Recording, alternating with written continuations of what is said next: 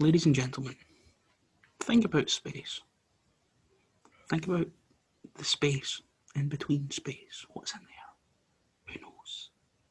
Like change falling down the cracks of the couch of the universe. That's where we are. Down the cracks of the couch, where everything's a little bit silly. What's down the back of the couch? There's a dog. Someone come pick up your dog. He's shit in my back garden. I don't have anything to pick it up with. Someone please pick up your dog. I love him, but I don't have a lead. I can't look after him. I live in a studio apartment. And where do I live in that studio apartment? In the silly dimension. There we go. Hey, it's back. The horn. The horn. I wasn't sure if you'd do it that time. No, it's a permanent fixture. I bought it specifically for intro. Yeah. So, hello. Welcome back to the Silly Dimension. That's probably the strangest intro we've had yet. Yeah.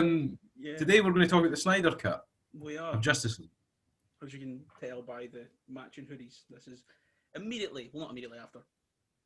I went out and got some lunch. But this is right after we filmed the Falcon and the Winter Soldier one, which I think I'm going to put out today, as in today, day of recording, and then I'll put the Snyder Cut, out tomorrow as of day of recording. So today is Tuesday, so I imagine this will be out tomorrow on Wednesday. So if you're watching us, what's it like being a time traveller? It's pretty cool, you know. So yeah, we're here to talk. Oh, the guard is it's come loose on my microphone, so I've got to screw it back on. There we go. Oh dear. Oh fuck. Technical difficulties? We're good. We're all good. We've got it. So, we're here to talk about the Snyder Cut. Before we get into it, because a lot of shit happened. It's a big old movie. It really is, yeah. Big 4-hour flick. Yeah, I saw someone saying they watched it as like two-hour movies. Like they stopped 2 hours in. I saw someone saying they watched it episodically and like took like a 10-minute break in between each episode, like at each part. And you watched it as two. No, you didn't even get through 2 hours, did you? You watched like. I watched like an hour and 20 minutes it ended up being, and then I had to go to my bed. And then I woke up the next morning and watched the rest. And I feel like I cut it in a decent place, to be honest.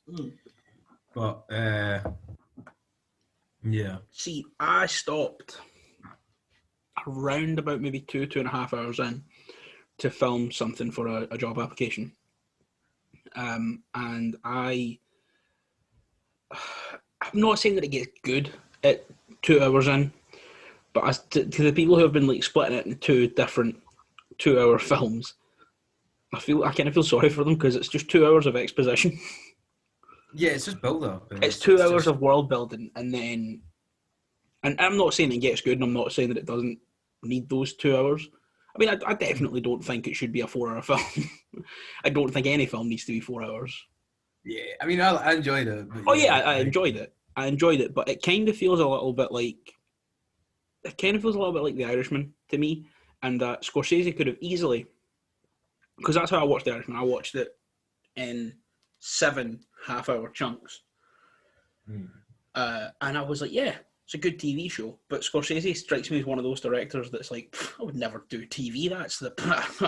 I make cinema. I'm an artiste, not making silly television shows. He strikes me as one of those guys. 100%. And Snyder also kind of strikes me as that. So, really? A wee bit. Not to the same extent as Scorsese, because he at least put little handy, you can stop here, you can go for a piss right now. Like, you know what I mean? He at least marked it for it, but I also feel like, realistically, this could have easily been released as an HBO Max show. I think, though, I feel like if it makes it to streaming services over here, I have a feeling you'll be given the option to watch it as a film, or you'll be given the option to pick like the parts like it is a TV show.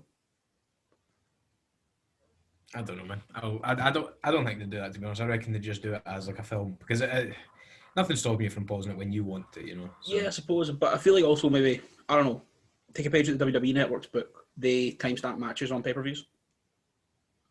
So yeah, if you want to, so like if I put on like WrestleMania 22 and I want to watch Edge and Foley, it's like it's there for you, yeah. Yeah.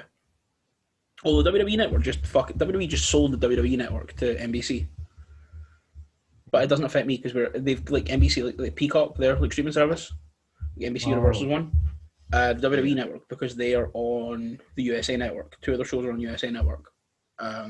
They just sold it for, I think, exclusive rights for 5 years for $1 billion, which is the third $1 billion TV deal WWE's got in like 4 years. Fucking hell! Yeah, because they sold. USA renewed Raw because Raw's like the USA Network doesn't have much exciting. It's got the hockey, it's got sitcoms, and it's got WWE. Then a couple of years ago, Fox bought the rights for so they like renewed Raw for like close to $1 billion. Then Fox bought SmackDown in 2019 for $1 billion. Then USA bought NXT, which was aired on the WWE Network before, to like compete with the new company for I think it was like a few $100 million. And now Peacock have just bought the entire WWE library and the WWE Network for 5 years for $1 billion, which is mad. But apparently it's really shit on Peacock, because apparently it's like on WWE Network you could go, I don't know, I want to watch a Jeff Hardy match. You just type in Jeff Hardy, and then it gives you like a playlist of the best Jeff Hardy matches ever. On Peacock, it's like, who? Bro Humst? So you've got to know. You're like, I want to watch Jeff Hardy on this episode of SmackDown have this match, and which seems like a pain in the ass, but it doesn't bother me because I suppose like it has. They could obviously implement stuff, but yeah. Yeah, but no, I think back to where we were. I think if the Snyder Cut makes it to streaming services over here, I think it might be in their best interest to timestamp it, to give little time codes for where you want to go. I've just realised I'm very hot now, so I'm going to take my hoodie off. No problem.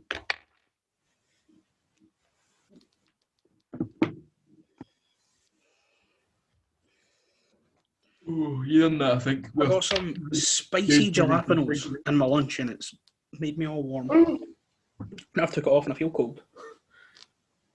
Duality of man. It'll probably go back on.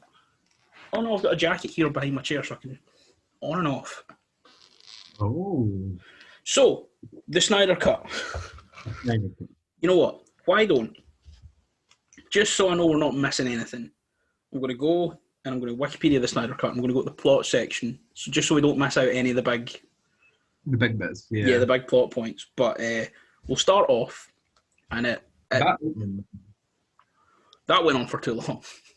Yeah, it went on for a wee bit too long. And all you were hearing the entire time, all you heard was occasionally, the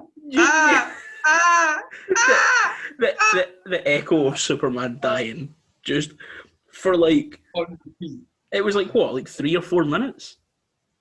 Yeah, it was at least like, I'm sure it was 4 minutes. Like, yeah, that's. You could have got through all of that in a minute. I thought they were going to do something. Oh, easily. I thought they were going to do something like everybody around the world like heard Superman die or something like that. Like I thought that's how it was going to go. Yeah, same. And I was like, and see if I'd ended with that, I'd have been like, yeah, it's a good. That's a good open. Yeah. Right. I'm on the Snyder Cut Wikipedia plot. So yeah, it's got 7 narrative acts. Don't give me the backstory of Dark. Why aren't you giving me the plot as it? It's not giving me the plot in the order that it happens in the film. Because we don't find out about Darkseid coming to Earth until like an hour and a half in or something. But right at the start, it's all thousands of years ago. That's not what we want to know. Yeah. So we'll just go through it and hope we remember most of the stuff. To be honest, the start of it is after the whole. See, the start of it is quite similar to Whedon's. I said this to you. I text you this. I think that like the thing of just like Lois Lane cutting about all sad, bringing coffee to everyone. See with like Snyder's like color palette and the aspect ratio, it just looked like a fucking A24 film. Yeah, it did actually. The It aspect did. ratio, I feel like that was maybe a bit dumb. I feel like Like, it helped some scenes. definitely, it made it feel a lot more dramatic and stuff. But Yeah, at the it same made. time, it's 2021. See, what I thought about it is it made all the stuff with the humans as human people doing things like, things like I said, like the very A24 opening, even like Or the Bruce end. being Bruce. Yeah, Bruce That's being Bruce, and then like at the end when someone shows up to his house at the end of the film, who we'll talk about later. I think, and even the nightmare, I think it worked for that. It worked for Nightmare really well, yeah. Because it made it feel a lot more claustrophobic. But all the big like action sequences, I was like, it's almost as if Zack Snyder was trying to trick us into forgetting that we're watching a big dumb action movie. Yeah, because that's what this is at the end of the day. It's not going to be peak cinema. It's a superhero movie. It's a big dumb superhero action movie where Superman's dead. Now he's not. Now we're fighting a guy with horns. Like, this isn't Casablanca. Yeah, this isn't going to be. This isn't Gone with the Wind or something. You know what I mean? Yeah, so like I do think the aspect ratio helped that it helped narrative scenes. Aye. But big dumb action scenes, it didn't help. Like, as much as I liked, we'll get to it, but as much as I liked the introduction of Flash, I didn't like it being all. I feel like the thing with a Snyder Cut is, or at least this is my impression from it, every scene in the film could have been at least 20 seconds shorter. Easily. And still made complete sense, and the movie wouldn't have suffered from it at all. Oh yeah, you could easily chop probably the guts of an hour out, because there are two different scenes where Darkseid's underboss gets the intergalactic phone, and he's like, Steppenwolf, have you got the mother box? He's like, yep, got one of them. What about the other two? Oh, we're looking for them. And then then the same thing happens. Like, you got them both yet? And he goes, no, I've only got one. What about the other one? And he says like the exact same thing as before. Because the first time he's like, look, he's like, the parademons are looking for it. And then like later on, he's like, if you go to, he's like, the parademons. We fucking know they're looking for it. Just, we don't need him to phone back and be like, have you got the like? We didn't need that scene as well, and that was like a good like 5 minutes of nothing. Yeah. I saw some of those lines in those scenes were a bit shit, yeah, but they did kind of build up Darkseid and his whole kind of mystique and mythos and stuff like that. Yeah. But so it starts off with Superman's dying, and then as he sort of screams and all that, it's the mother box it's with the Amazons. It's the one. Is Atlantis it goes to first, is it not? In the Yeah, we see the one in Atlantis, but then we go to, oh my god, what do you call it? The fucking Themyscira. Yeah, and that's the one that cracks. Yeah. Oh, also, another way you could trim time off this movie is like, stop the fucking slow mo. Just, we know she's gonna get. There's so much slow mo. There's only one character in this movie that deserves slow mo, and it's the Flash. Yeah, he's the. He's the old, maybe the Wonder Woman scene. I'll give you that. That's cool with the slow mo. But that's it, bro. When she's in the museum. What one? When there's the hostages and that. Oh, the one in the courthouse. Yeah. Courthouse. Yeah, sorry. Yeah. So I was thinking the museum. I was like, she just like slow mo like restoring a statue. Which I think was probably in the original cut, and everyone was like, listen. The original cut was actually 6 hours long. So yeah, then we the mother box and thingy. I can't pronounce it. I cannot pronounce it for the life of me. Dennis. Fuck it, that place. Diana's gaff. Just every time you want to say it, just point and I'll say it. So that mother box cracks and begins to call out to the universe. And then we see Lois Lane being all sad, cutting about Metropolis. And it's, like I said, it's shot like an A24 film, just all these like overhead scenes of like the umbrella and the rain and then the coffee being put on the thing. And it was I famously didn't really like her in any other movie she's been in as Lois Lane. Like, I've not been able to get on board with it. But I don't know. It's just something about the way that the opening was shot. I was like, it's okay. I forgive you. I forgive you for being bad all those other times. Here's a little kiss on the forehead. Yeah, I'll give you that. Actually, it was really. It said a lot without actually saying anything, which is complete. Yeah. Yeah.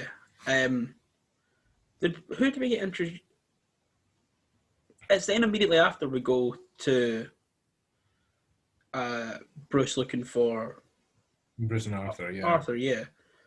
And that scene was a hell of a lot better in the Snyder Cut than in Joss Whedon's, I think. And this was another scene as well. Like I said, I think the narrative scenes looked a lot better in the is it 4-3? 4-3, yeah. Yeah. Although this again, like, why did we need to see some Scandinavian girl singing like a whole village then singing with her? For like 2.5 minutes. Yeah, and then why did we need all the slow-mos, the waves? Like, I know it's cool, right? I know it's fucking cool to see, like... Like, I expected that to go on for like 15 seconds. That lasted for 2 minutes. Yeah, it's like... And then, like, Jason Momoa walks into the waves, like, crashing up, and he's got, like, a bottle of whiskey, and it's fucking cool. And then it just keeps going, and he finishes, and then he throws... And it's like, all we need to see is him walk in, whip his jumper off, with his whiskey and scud it, and then we're good. That's it. Aye. I understand where Snyder's coming from, because it's all very, like, it is all very nice to look at. Like, it's all good scenes, it's all very artistic and stuff, but it almost feels like at times as if he was making a movie and then also making, like, a coffee table book. Yeah, I'll give you that. But no, the scene here was a lot better than the Whedon Cut. See, before we get into it, there is the inevitable slagging of the original movie. At the time when I saw it, right, I didn't like it. Not gonna lie, didn't like it. Don't think anyone did. But I didn't mind it. Really boring, yeah. I gave it, I gave it as a movie itself. I gave it like a 5. But I think I looked at what both of them were doing, and I was like, I'll give the leeway here, because both of them were actually doing. I think Whedon made some dumb mistakes, but also I do think if you'd have given him time to write a whole movie without what was already put in front of him and finishing it off, he could have made a good Justice League. Because I liked a lot of the stuff he did, and I liked a lot of stuff Snyder did, but it just fucking was like that. Wasn't. Yeah. And you know what? I would be interested to jump into the parallel universe where Whedon got to make an entire movie and see what that's like. I wonder what we would have got, to be honest, because it wouldn't have been this movie if Snyder's Justice League came out. So I wonder what we actually would have gotten if we got Snyder's original Justice League. Yeah, because DC wouldn't have let him release a 4-hour flick. So I wonder what cut we actually would have got. Yeah, I think as well, like, DC probably wouldn't even let him release a 4-hour movie if the world wasn't on fire and everyone was at home. It's true. Yeah, because I mean, you need to bring back intermissions in films if we're just going to keep making them longer and longer and longer. Because The Godfather's like 3 hours. And The Godfather's like 3 hours, and you've got like 20 when you saw it in cinema.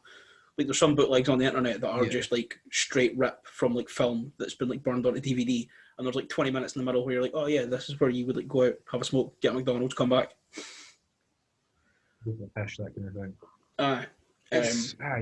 We need to start adding that back. I reckon any movie's over 2.5 hours give us an information. Yeah, because I can hold it.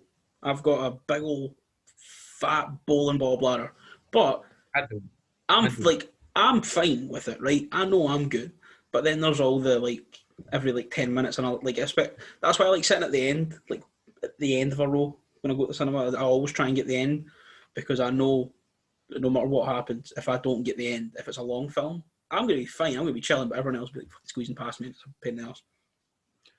But yeah, no, it's a. We've still not even got onto the narrative. It's just the whole thing of.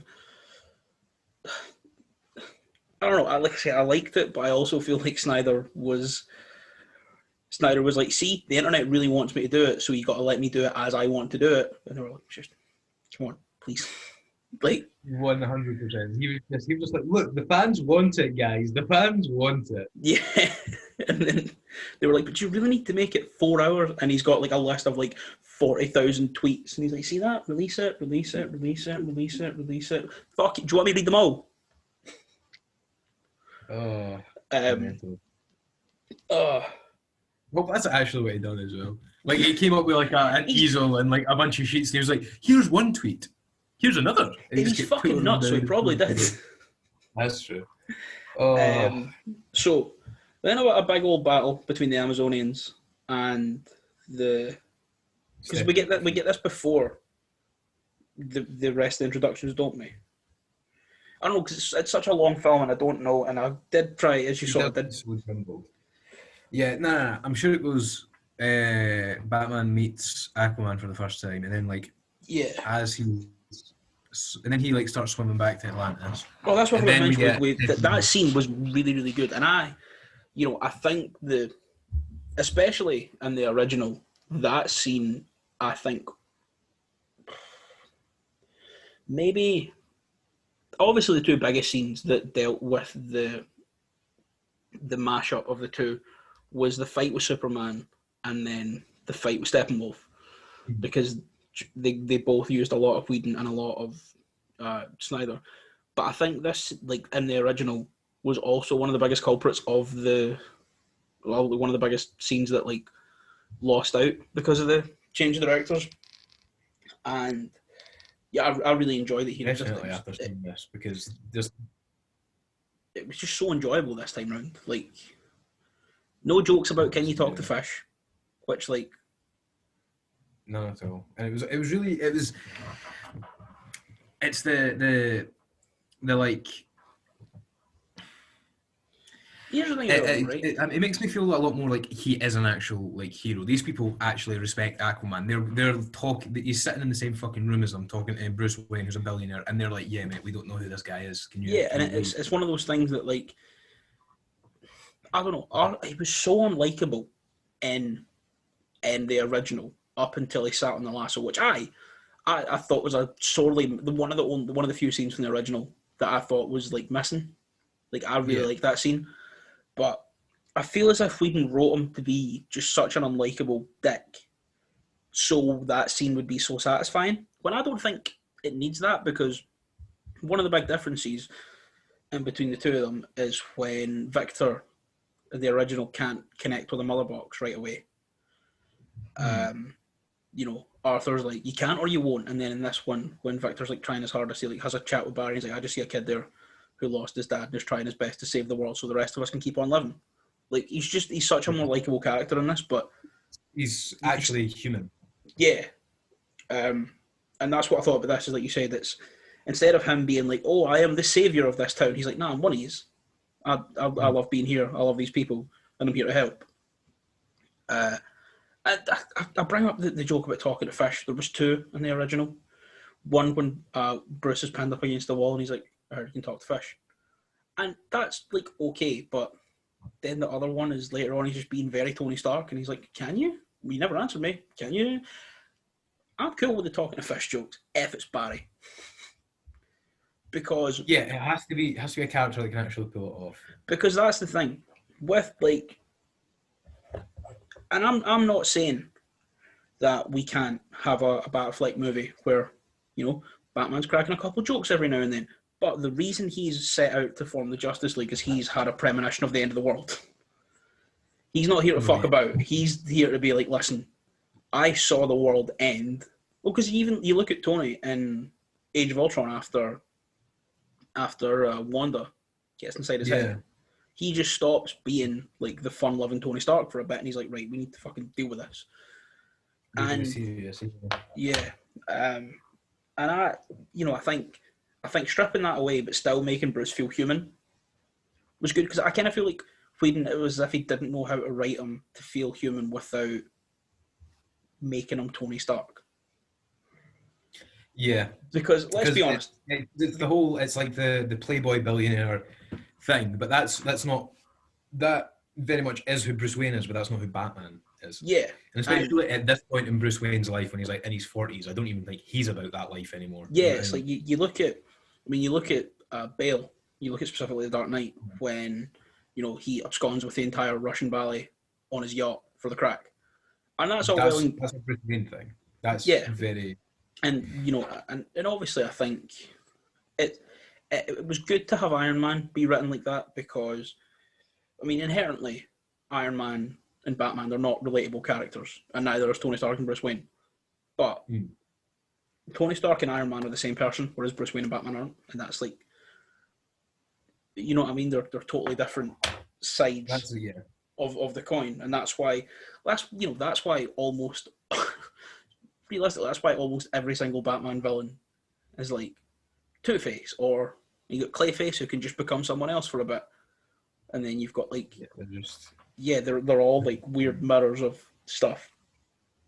So I think stripping away the humor in this, because the way you make Bruce feel human is you have this man who is terrified of the end of the world and knows he can stop it if he just gets these people together.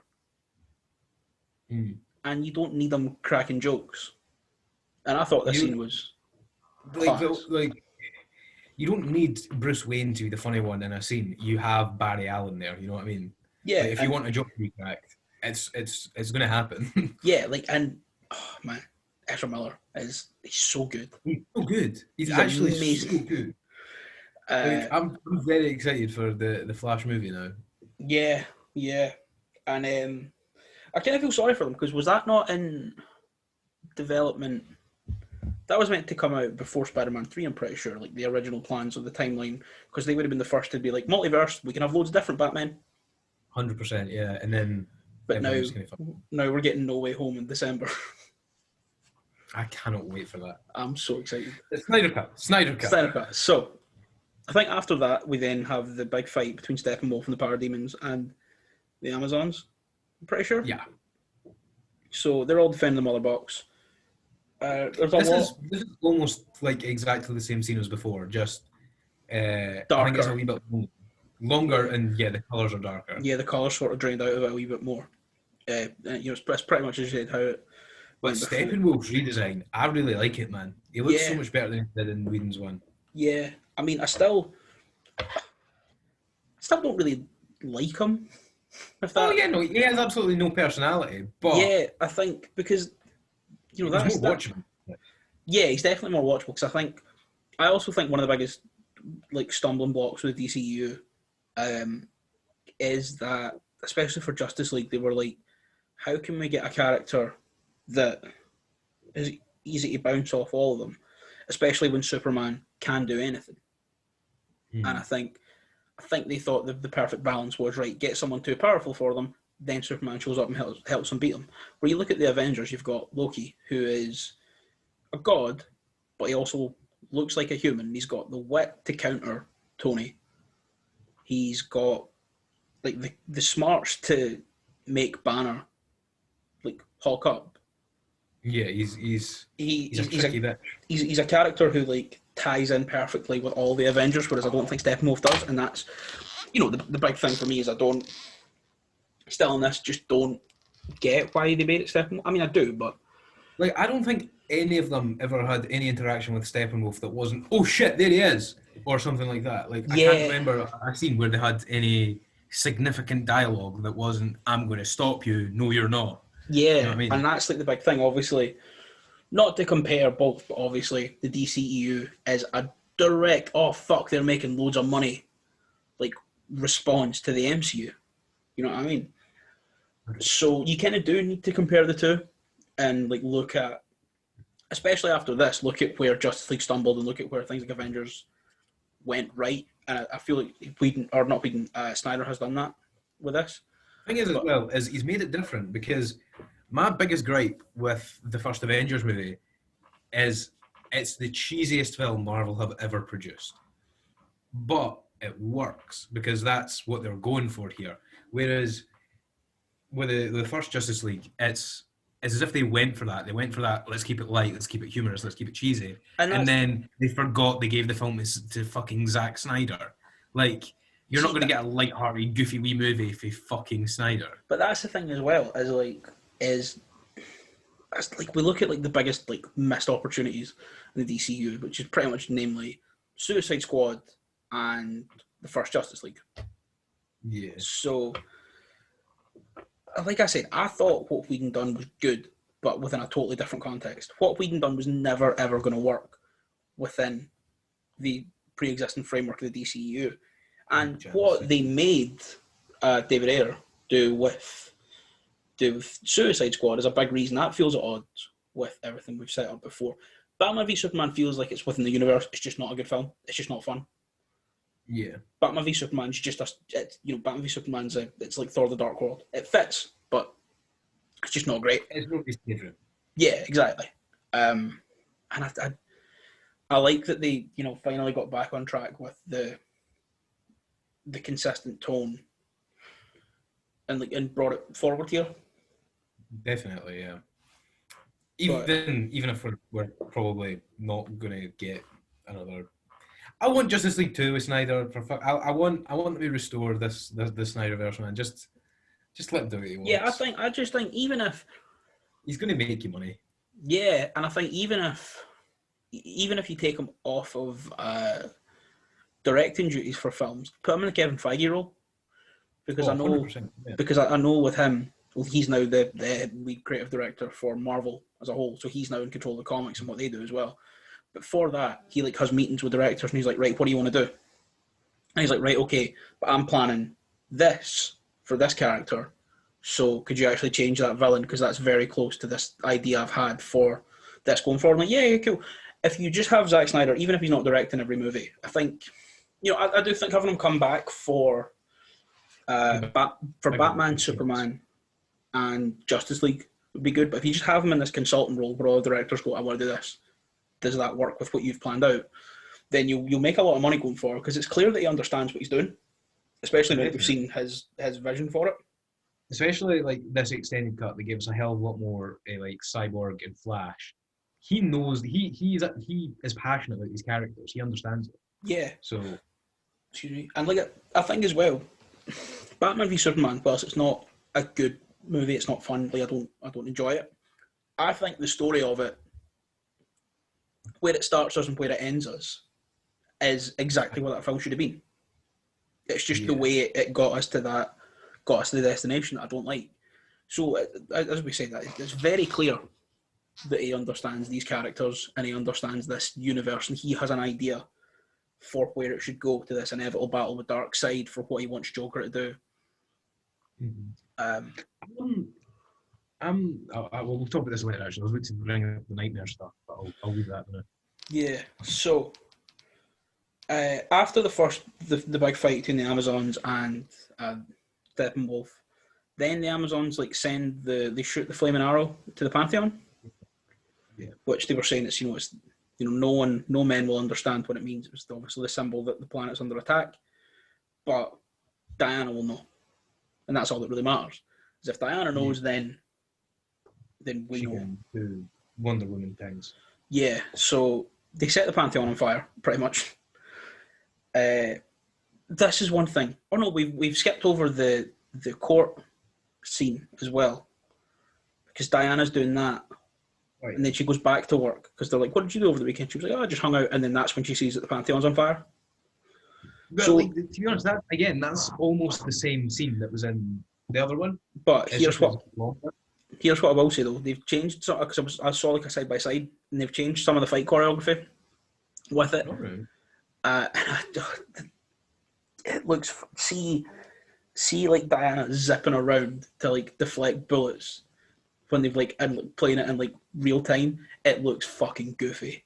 I don't like it. It looks bad. Yeah, because she'll just be going as she runs along.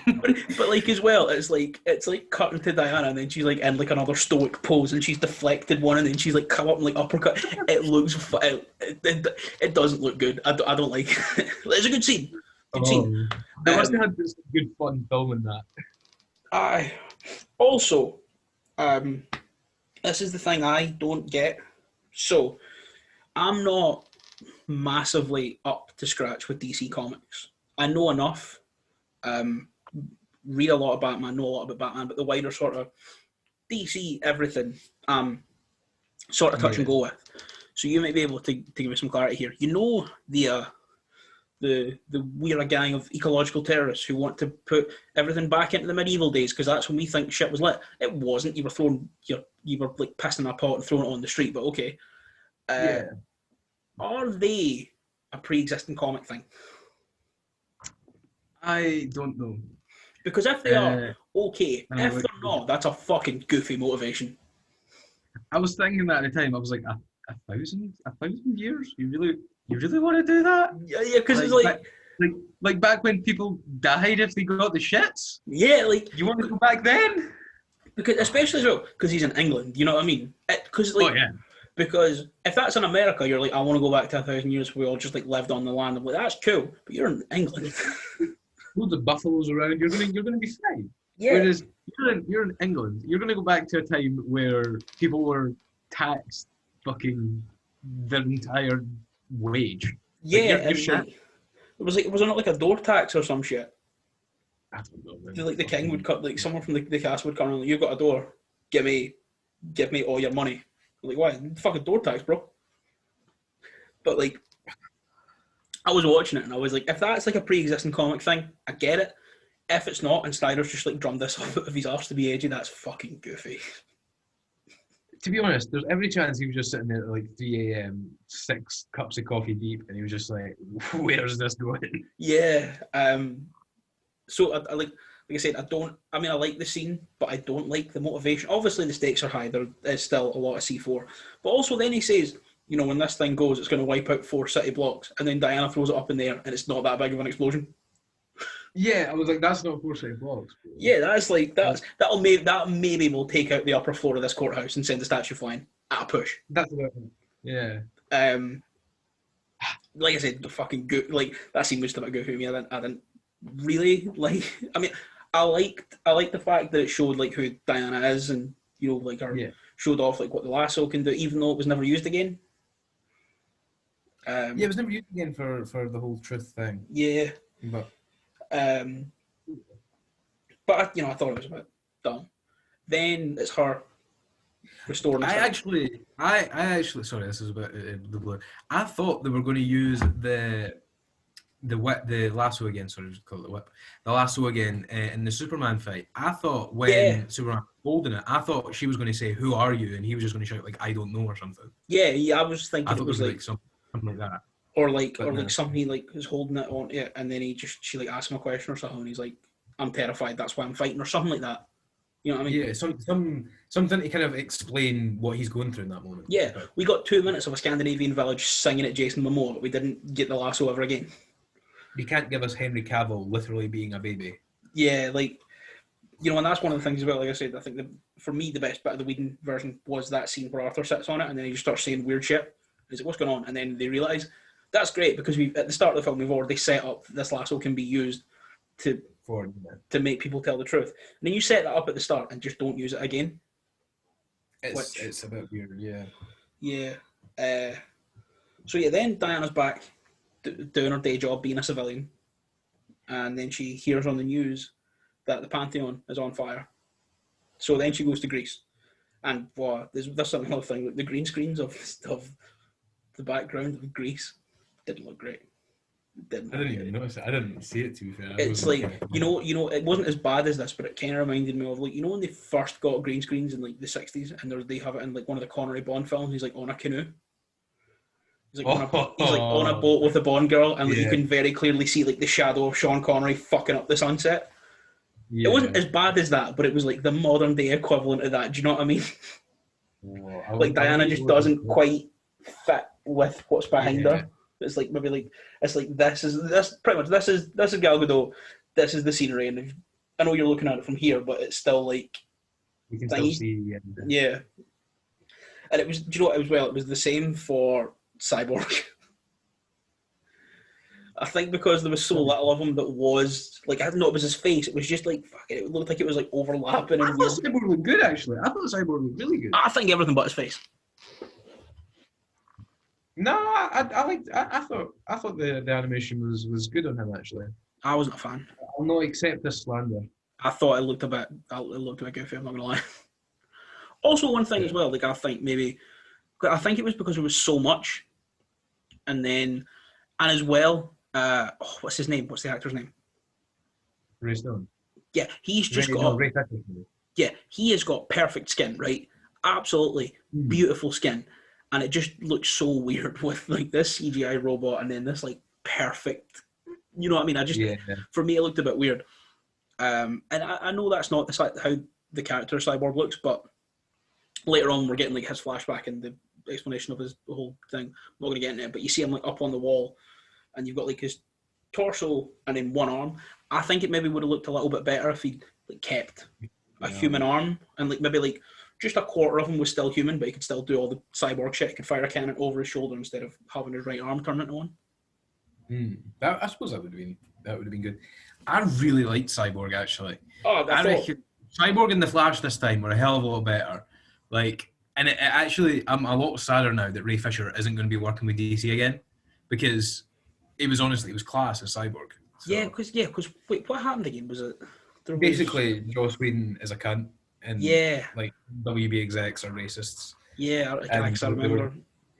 Every time he came to them and he was just like, "Bro, this isn't good," they were like, "Yeah, well, you know what? Fuck you." Yeah. So I think Snyder should just be like, "Listen, I'm in control now." That's what they just need to give. They just need to give Snyder the Kevin Feige role, where he has like ultimate power over all of this, and they can just bring him back and be like, "Yeah, well, kiss on the forehead." 100%. That's what we need to do.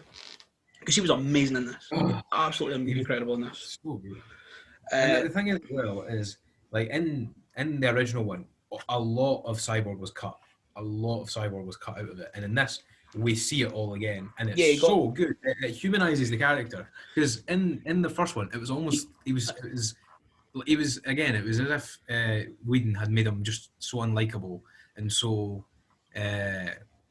One-dimensional. He got the Leto treatment. He got the Suicide Squad Joker treatment. All of the stuff that actually explains motivations for this character just gone.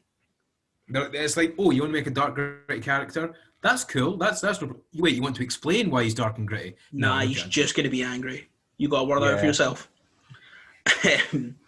So when Diana then goes to Greece, she then just like sneaks past the police, and she's not even like trying to hide herself. Yeah, she's just it's not even nighttime either. It's like 5 p.m. and she's like, big arrow. Yeah, she's like, I'm just gonna fucking steal this. Then she jumps off a cliff and lands on some stairs. Yeah, and not a crack or anything. Like, fair play. Yeah, so she's walking down these stairs, and then she finds like a sort of alcove in the wall. She puts the arrow in, which then takes her to, this is a place, I don't know the official name, but I have dubbed it, the Great Room of Exposition. Oh, it's a big room where Diana can look at murals, and then we can get flashbacks to 1,000 years ago to explain who is who. I don't know what this is, by the way, but see, like, recently, this trend in media where things get explained by paintings on the wall. I love it. See, like, because it's in Skyrim. There's like the whole big bit with like Alduin's wall in Skyrim, and it's the same in God of War as well. At the end, the big reveal with Loki at the end of God of War. Yeah, that. I want that. Like, that's, yeah, I love it. Show me old murals on the walls that tell you shit that's going to happen. Bro, cavemen were drawing themselves, and they were like, "I fucked up the saber-toothed tiger. I'm gonna put it on my cave now so people know I did it." Exactly. And then people like went to 1,000 years later, people went to the cave and were like, "This guy fucked up a saber tooth. Fair play." Like, yeah. So yeah, then we get we then get all the. Is this when we get the scene of the great battle? Yes. Yeah, so. It is. Oh no. Well, I don't know if this is when we get the scene. This might be when she like kind of works out what happens, and then she goes to Bruce, and as she's explaining it, we get the scene. It's right. So yeah, she goes to Bruce to explain what's happening. And explains about Darkseid coming to Earth like 1,000 years ago or whatever. Thousands of years ago, yeah, whenever. And there was something in this scene. Oh no, that was it. She says thousands of years ago. She specifically says thousands of years ago. But then she is flanked by African warrior tribes, Vikings, and the Mongol Empire, who existed 1,000 years ago. But she's going, but she's like telling the story as if it was 5,000 years ago, and they're very recognisable historical things from a time that we can pinpoint as it's like, no, that's like 900 BC. And I suppose at this point, or 900 AD rather. 1,000 years ago, no one worshipped fucking Zeus. Like all those Greek gods were gone at that point. No, that's what this as well. No, that's the corner they painted themselves in, I think. And this was another thing that I realised, because I've totally forgot about that. I was like, I knew I had a bigger slam dunk, but maybe it's my only slam dunk because I was tired, and I was like, actually, I think you'll find that was only 1,000 years ago. But no, if fucking Zeus and all the Greek gods were around and alive and kicking, right?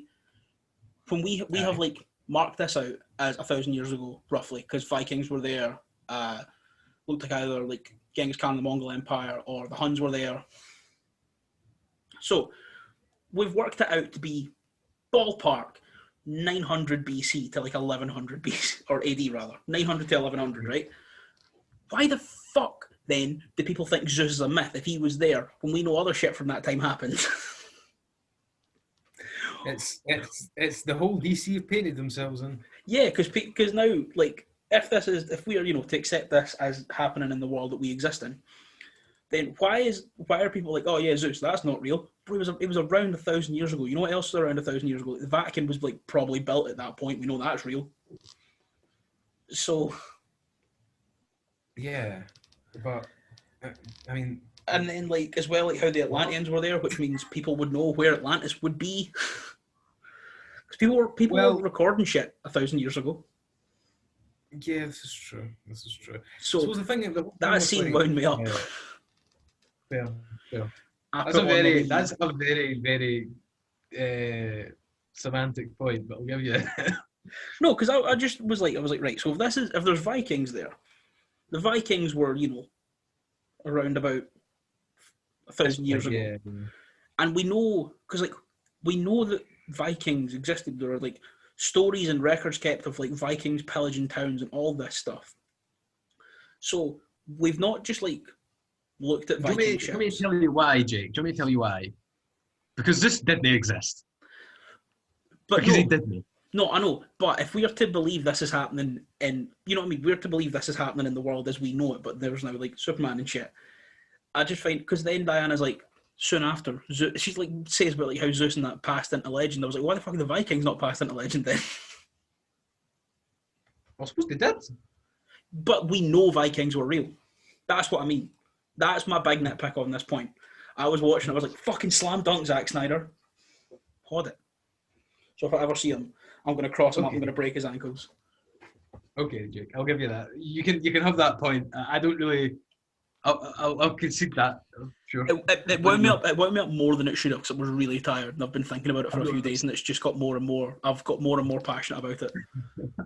Fair enough. Right. So that whole scene goes on, and then like we find out. Explain that the whole anti. I never really got this until closer to the end, I think. Yeah. So is the thing that he creates this quote-unquote anti-life equation on like the surface, and that's the big kind of shape that was on the ground. And then since he couldn't conquer Earth, he somehow lost that because he couldn't remember how to write it down again or something. Yeah. Like that's another bit that's sort of funky. Yeah. No one take a photo of it now. Nah, no one just like. Surely that's something you would. Maybe even if writing it in a book, like drawing it in like a book would cause the book to evaporate. You just draw the individual symbols and be like, then just draw fucking arrows and where everything's laid in. That would be the smart thing anyway. But oh well. Yeah. So, but then as well we have then like the revelation that. So after they're defeated, Diana says, then the 3 tribes of Earth, the Atlanteans, the Amazons, and the humans, took a mother box each and buried it somewhere. So then you've got like King Arthur and the Knights of the Round Table pretty much just burying this mother box in England somewhere, and you're like, where were you in the fight? This is the thing I noticed. Every time they bury them, like when they buried it, when Cyclops buried it at his grave, they're putting it like 2 inches below the ground. It's not far. Like, bro, I'd be putting that like 10 feet down. Oh yeah, I'm This is a destruction box. Yeah, I'm getting This is like. I'm getting a gang of lads, and I'm going, pints are on me when this hole is dug deep enough, and they'll just fucking, know what I mean? Exactly. But as well, that because I didn't see any like English knights in the big fight either. Now they've just got the mother box, and then it somehow we also never got it explained how it went from England to America. Well, we did. It was never in England. It was in Germany, actually. They said the Nazis found it during the Second World War, and then it got like catalogued away somewhere. So Snyder just put like English like knights from fairy tales in for no reason. Then I'm going to find Snyder. Well, I mean, you say like English knights. They just looked like the kind of whole medieval knight aesthetic. So they could have been from anywhere across Northern Europe. I have an update on my UCAS application status. I don't know what one. Will we find out here live on the podcast? Do it. Yeah, I suppose. But I just think that like traditionally knights, especially depicted like that, are English. You know what I mean? Like traditionally in media and in fairy tale are depicted. Oh yeah, as in English. media and stuff. Yeah, but historically that's inaccurate. Yeah, but you know, if that was the case, you could have had Snyder go, yeah, this box is not good, yeah. And then we know they're German knights. I hope no one in German watches this podcast. I did not get an offer for Edinburgh Napier. We move. Rejection City. Fuck Napier, man. Shite absolute shite hole. You should live next to it. Shite hole. Fair. But aye. But yeah, that was like just another thing for me. I think Snyder could have done more to, because that's one of those things, especially like I said, traditionally in media, knights who look like that are always English, or you've got the Knights Templar. They are the only like, depiction of medieval knights in most popular media is like King Arthur and his pals, or the Knights Templar. So I think Snyder could have done a wee bit. Again, but this is literally like a 3-second scene that we're getting this hung up on. Suppose, but you know, Snyder likes to like go on about how he like thinks everything through and he's so smart. And like I said, I like the film, but I'm here to nitpick because I'm here to nitpick because I'm an arsehole. Well, what else would we talk about on this podcast? Yeah, exactly. We can't just be like, oh, it was awfully good. Thanks, guys. Catch you next week. But I know, like I like my history. I'm a bit of a history buff, so I was like, you've messed that up, Mr. Snyder, man. He has. Soon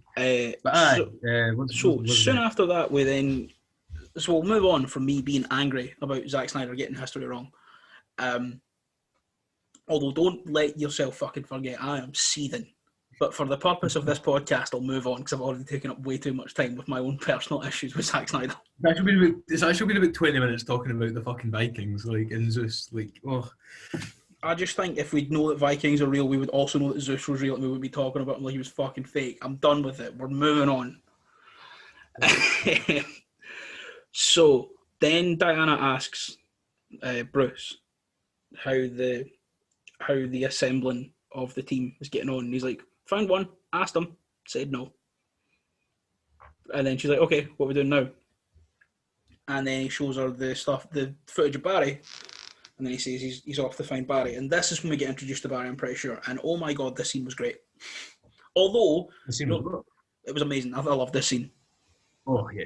It was fantastic. But what I will say is that, like you said, how almost every scene in the movie could have been, 20 to 30 seconds shorter.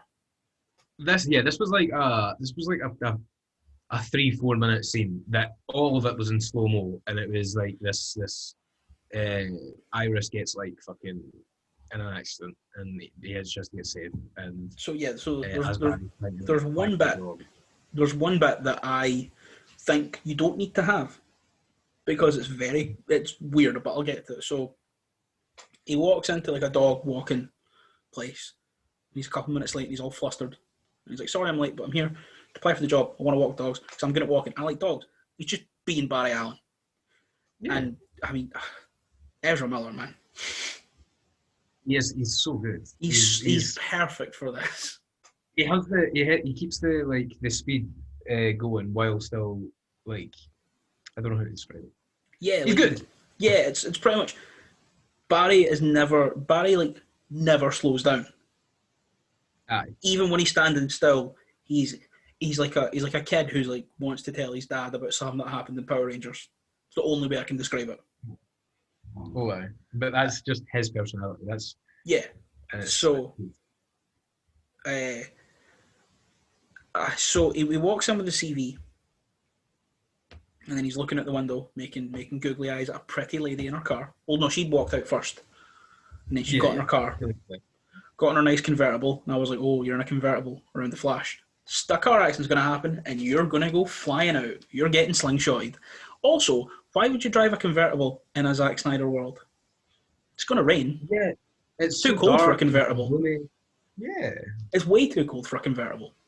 I honestly thought in Zack Snyder's mind convertibles didn't exist. So, yeah.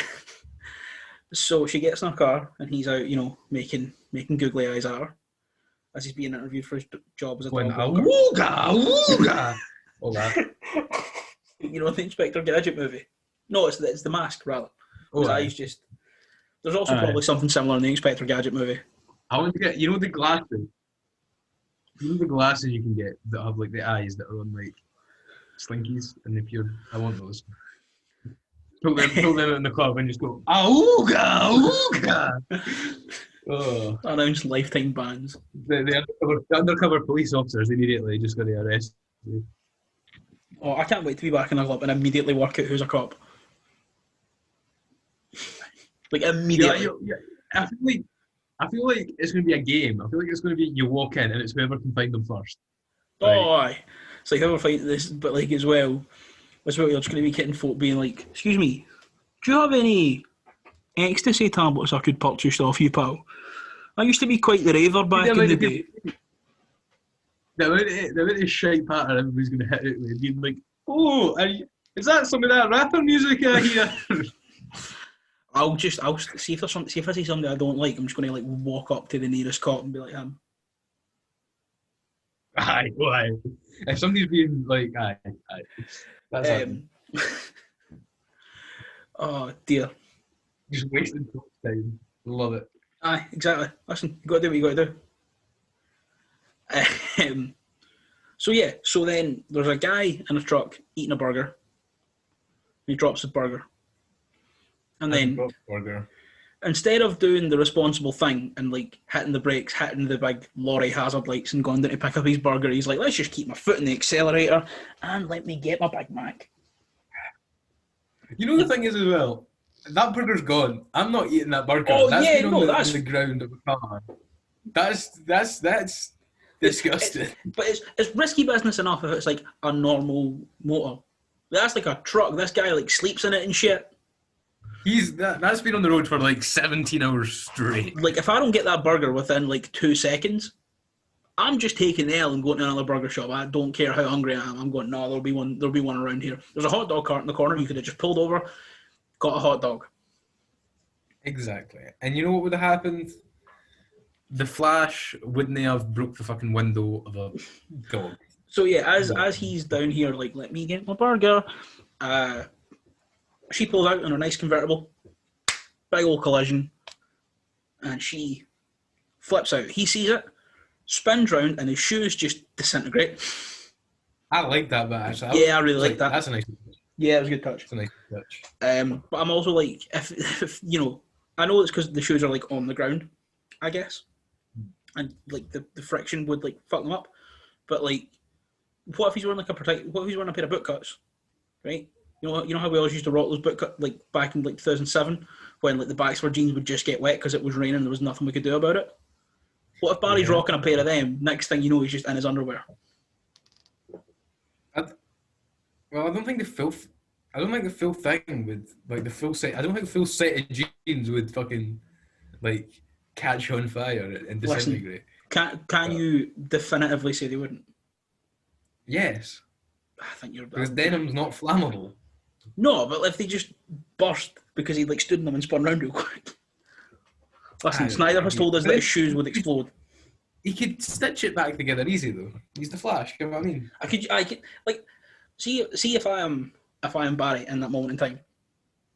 Right.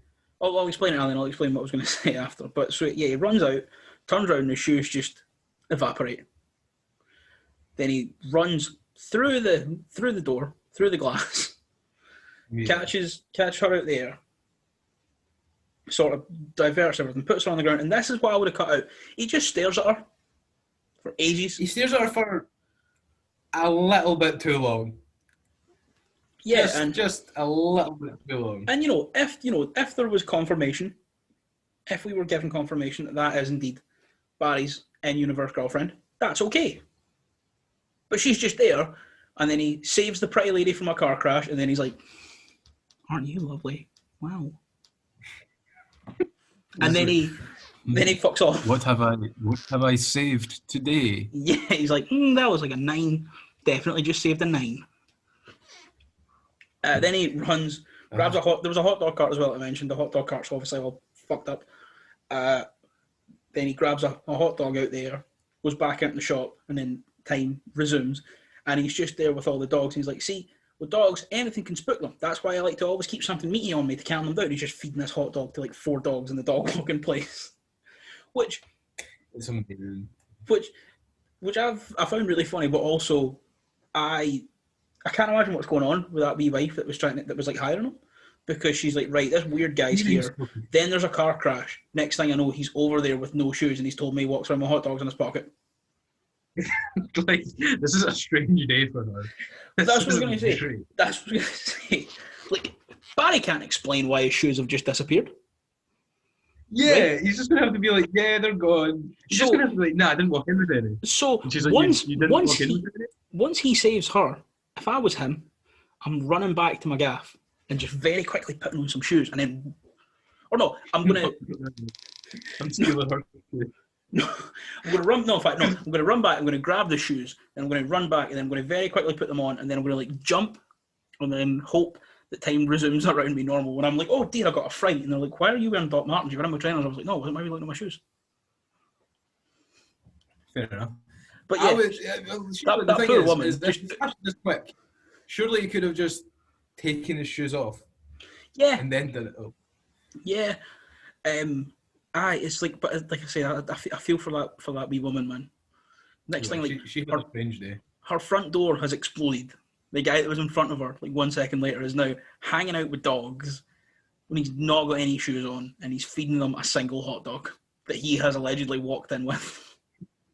And he's literally just teleported like 10 feet.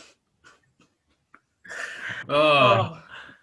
I don't know how he's getting away with that one, but yeah, like if that's me, I'm gonna like go back to where I was standing and be like, oh Jesus, those dogs are freaked out, aren't they? Look at this. I mean, the hot dog was weird anyway, but if you need it, that's how you. It's there. But that's a strange one. So then, right. I'm pretty sure we're gonna get the scene when Bruce goes to meet him. Then, just after. Yeah, and this is the same scene that was in the Whedon one. Yeah, but just without the shit about brunch.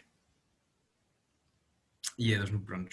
Yeah, just like he's just it's Bruce is bouncing off his humour less with jokes and just being more.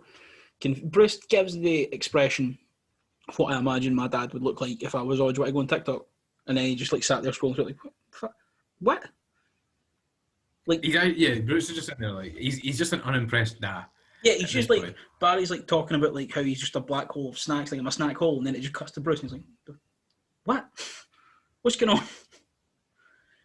What are you talking about? But then he reveals to him that he is Batman by throwing the bat around like he did last time, which is a fucking great scene, or like a great moment. And then Barry's in, so Bruce has now gone 1 for 2. He shot 50%, trying to hire for the Justice League. He has. Then it's what is it? Victor next, or do we get the scene? Is Cyborg on the roof with? No. Yeah, Cyborg's on the roof with him. Yeah. Yeah. Right. So then we get the scene with Diana. I'm assuming. Well, I'm probably missing out a lot, but I'm just going through all the big bits. Yeah. Basically, like Diana's like on the back computer and she's like looking at all the stuff about Cyborg, and then it just pops up and it's and she's like, okay, and just Yeah, so goes. you cut off there, but it just says like meet me here. Or something Yeah. like that, yeah. So then she goes. And it's He like just 4 minutes or something, which is so much better than fucking Cyborg somehow finding out that. Well, obviously Cyborg, so it's not really somehow finding out, but like finding out that Bruce Wayne's Batman and then just like showing up at like Batman's wee fucking yeah, penthouse, just hiding in the woods. It's like that's just weird, bro. yeah. You know, I think in the original, I do think in the original, I like this scene here, but I didn't like it within the context of the original. I think Diana's the wrong choice to appeal to Victor's humanity. I just don't think it worked in the original. I saw like someone like was like, the way you do it is you have Diana and Bruce try, or like they say they want to go, but Barry is the one who goes to him. Because they've got more important superhero and stuff there, and he's like, no, I'll do it, and then they like begin their friendship there. But I think I do think it worked with what we got from Snyder. It worked with Diana this time, yeah. Yeah, it was we get like an actual look at Cyborg's powers this time instead of just having to guess what he can do.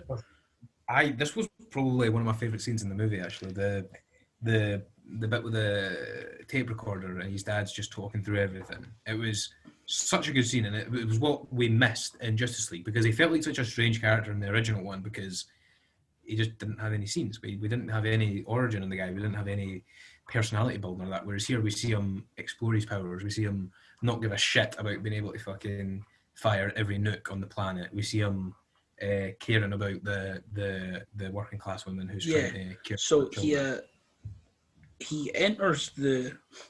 It reminded me too much. I liked it. It was a really good scene, but I couldn't help but laugh because it was it was fairly identical to the VR world from season 6 Community. You know, the VR headset that Dean gets. Yeah. Yeah. So he goes in that, and then you can see, like, as you said, like everything he can just by existing, if he wants, he can just fire all the nukes in the world. But then he looks at a bank account and he's like, you see this like profile of this woman come up, and you see like social security number and her bank balance, and it's like security footage of her, and she gets like sacked from her job, and she gets like evicted from her apartment, and then he just gives her $100 grand because he can do that. He can just manipulate the banks to put $100 grand in her account, and he does it. And I thought that was really good because once again, he's a likable character. We need. Obviously, he's been through a lot of shit, but it shows that at the end of it, he's still. Until this point, this is the thing as well. Is up until this point, every single scene with him had been so dark and so brooding. It had been all about what he'd lost, what he'd been through, and stuff. And then this helped showing he's still a person. He's still a good guy. You know what I mean? He's not just. Yeah, it showed that he's not just this monstrous mash of like computers and a person who doesn't really give a shit about anything like he kind of was in the original. Yeah. And I thought this scene was great. Then soon enough we get Steppenwolf. No, we have the scene with Willem Dafoe and Aquaman, where he's sort of begging him to come back and guard Atlantis, because I think he's heard that Steppenwolf's already got the first one or something like that. Yeah. He's just saying he's not going to do it.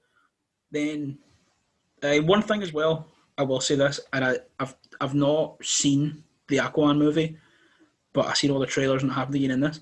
The fighting underwater, I mean, it was better in this, but it doesn't really feel like it's got any weight to it, like you are actually underwater when you're fighting. Yeah, it's kind of. He's just throwing punches like he normally would.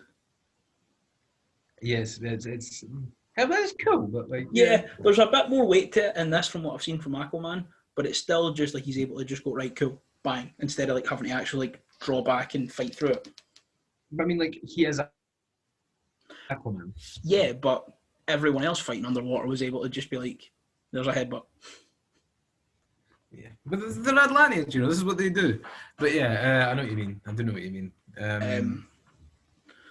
But Yeah. so yeah, then It was so hard in that scene in Atlantis as well. It was so hard to not root for Steppenwolf when he was just beating the shit out of a fucking Amber Heard. I was like, yes, here we go. Also- Some justice. also I saw a thing as well. Someone talking about specifically the underwater scenes. Just talking about like how Zack Snyder has gone too far. I completely forgot. I think it is her that's meant to be a redhead. Like she's meant to be ginger. Because it's just like a Yeah. grey, washed out mess of like, she's got hair. She definitely has it. Yes. But yeah. But no, like as you said, we're like, fucking take that one. Don't take the next one, but fucking just do it. Do it in. Absolutely. I was like, this is how they kill her off. Just let Steppenwolf end her. Just do it. Snap her neck. Just snap her neck, have it spin 360, and then he just detaches it from her body. This is like one of the few times I've been Shits like, in her eye hole. fuck off when the hero shows up. Because like when he caught that, I was like, oh, fuck you. I wanted to see her get hit. Like I said, he should have just spun her head 360, and then just like, basically, guys, fuck and- Amber Heard, big up Yeah. Johnny Depp, here we go. and then just like had him like just lay a steamer in like her eye hole or like down her neck or some shit. That's what Steppenwolf should have done. So then he gets the Atlantean mother box, and I think this is where you kind of see that Arthur now realizes he probably should take Bruce up on his offer. Yeah. So Yeah. we then have another scene that was improved drastically from the original. So a lot of scientists have been getting kidnapped because they are near the mother box, and the parademons can sense it on them. So they are kidnapping them. This actually made a hell of a lot more sense this time as well, because that like storyline was there in the original, but they were just kind of like kidnapped, and I never really felt like I fully understood why. I was just like, okay, all these scientists are here for a reason. That's cool. As well, the janitor who gets kidnapped in the Whedon one, he like walks through the door and the parademon looks at him and he's like, oh dear. But then in this one, it's not great, but he shows a little bit of emotion. He's like, oh fuck, and then he's gone. And as well, in the original, when they go out to where they're being held, they see that they've got like all these scientists lined up to kill them, and then 4 superheroes just stand behind a wall and go, "Who wants to go first? I want to fucking go first. I'm not going first. You go first." And just And fucking. Cyborg's like, my dad! And he was, And this one, Cyborg's like, "That's my fucking dad. I'm gonna fuck some people up." And then the superheroes actually go through and save some lives, which that makes a lot more sense. you know what I liked this time actually, is there wasn't the scene that was in Whedon's one where Flash was like, oh, this is my first real fight. I don't know what I'm doing. I don't know what I'm doing. It's like, bro, you're a fucking superhero. You know exactly what you're doing. Like, I understand you're new to this, but like, you know what you're doing, bro. Yeah. And whereas in this one, he was a lot more, even though like, because in the last one he did say he was like, all I do is like give people a push. In this one, he never hit anyone. All he did was push. But he was never like, oh, I don't know what I'm doing. And it's like, good. That's not what you're meant to be. Yeah, like at least he's, even if he does feel out of his depth, which, you know, it's made very clear that he does feel out of his depth, he's at least like, I know what I need to do. I just need to get the confidence to do it. So they have the big old fight, and soon enough the tunnel gets burst. It's just another big fight scene. It's a lot better this time, the big fight scene.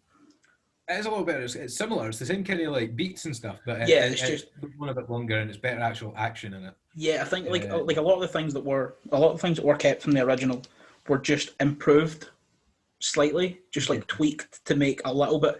Even if a couple of like things, if like instead of Barry being scared to do it and not being sure what to do, he just dives into it, even though he's still not entirely sure what he's doing. Things like that, even though it's a tiny wee tweak, adds like an extra layer to everything. Yeah.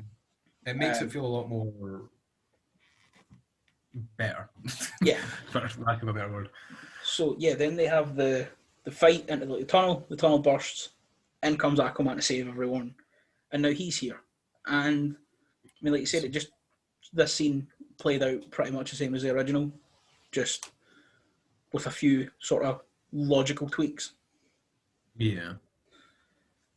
It's this, yeah. So then we go back to the fucking Justice League warehouse, whatever you want to call it. It's the Batcave, surely. No, because it's a big warehouse. Yeah, but that don't mean what? No, it was the Batcave. Oh, it is because because they have the Batcave as like a totally separate like set later on. Yeah, there's like two. There's like the hangar bit, and then there's like the actual like Batcave. Yeah, so they're like in a hangar in the Batcave that it's not made clear as the Batcave until like the lake in front of Bruce's house opens up later on, and they go up to see what's going on. No, wait. Yeah. But is that not when? Because they get there and like Cyborg's saying that the plane that Bruce is trying to fix, Cyborg's saying it wants to fly, but Bruce can't fix it. So, but when they come back up, is that not when Cyborg fixes it and he's flying it? No.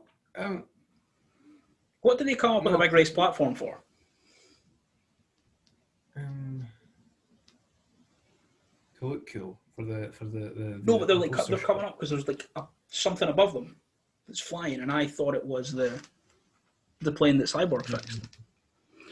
Which makes me think Bruce just has a warehouse and the Batcave. Maybe he does. Well, I mean, he's Bruce Wayne. He probably does. He probably does, yeah. We've also forgot to mention, actually, there is a bit where there's more Lois Lane exposition, which is probably around about here because we're...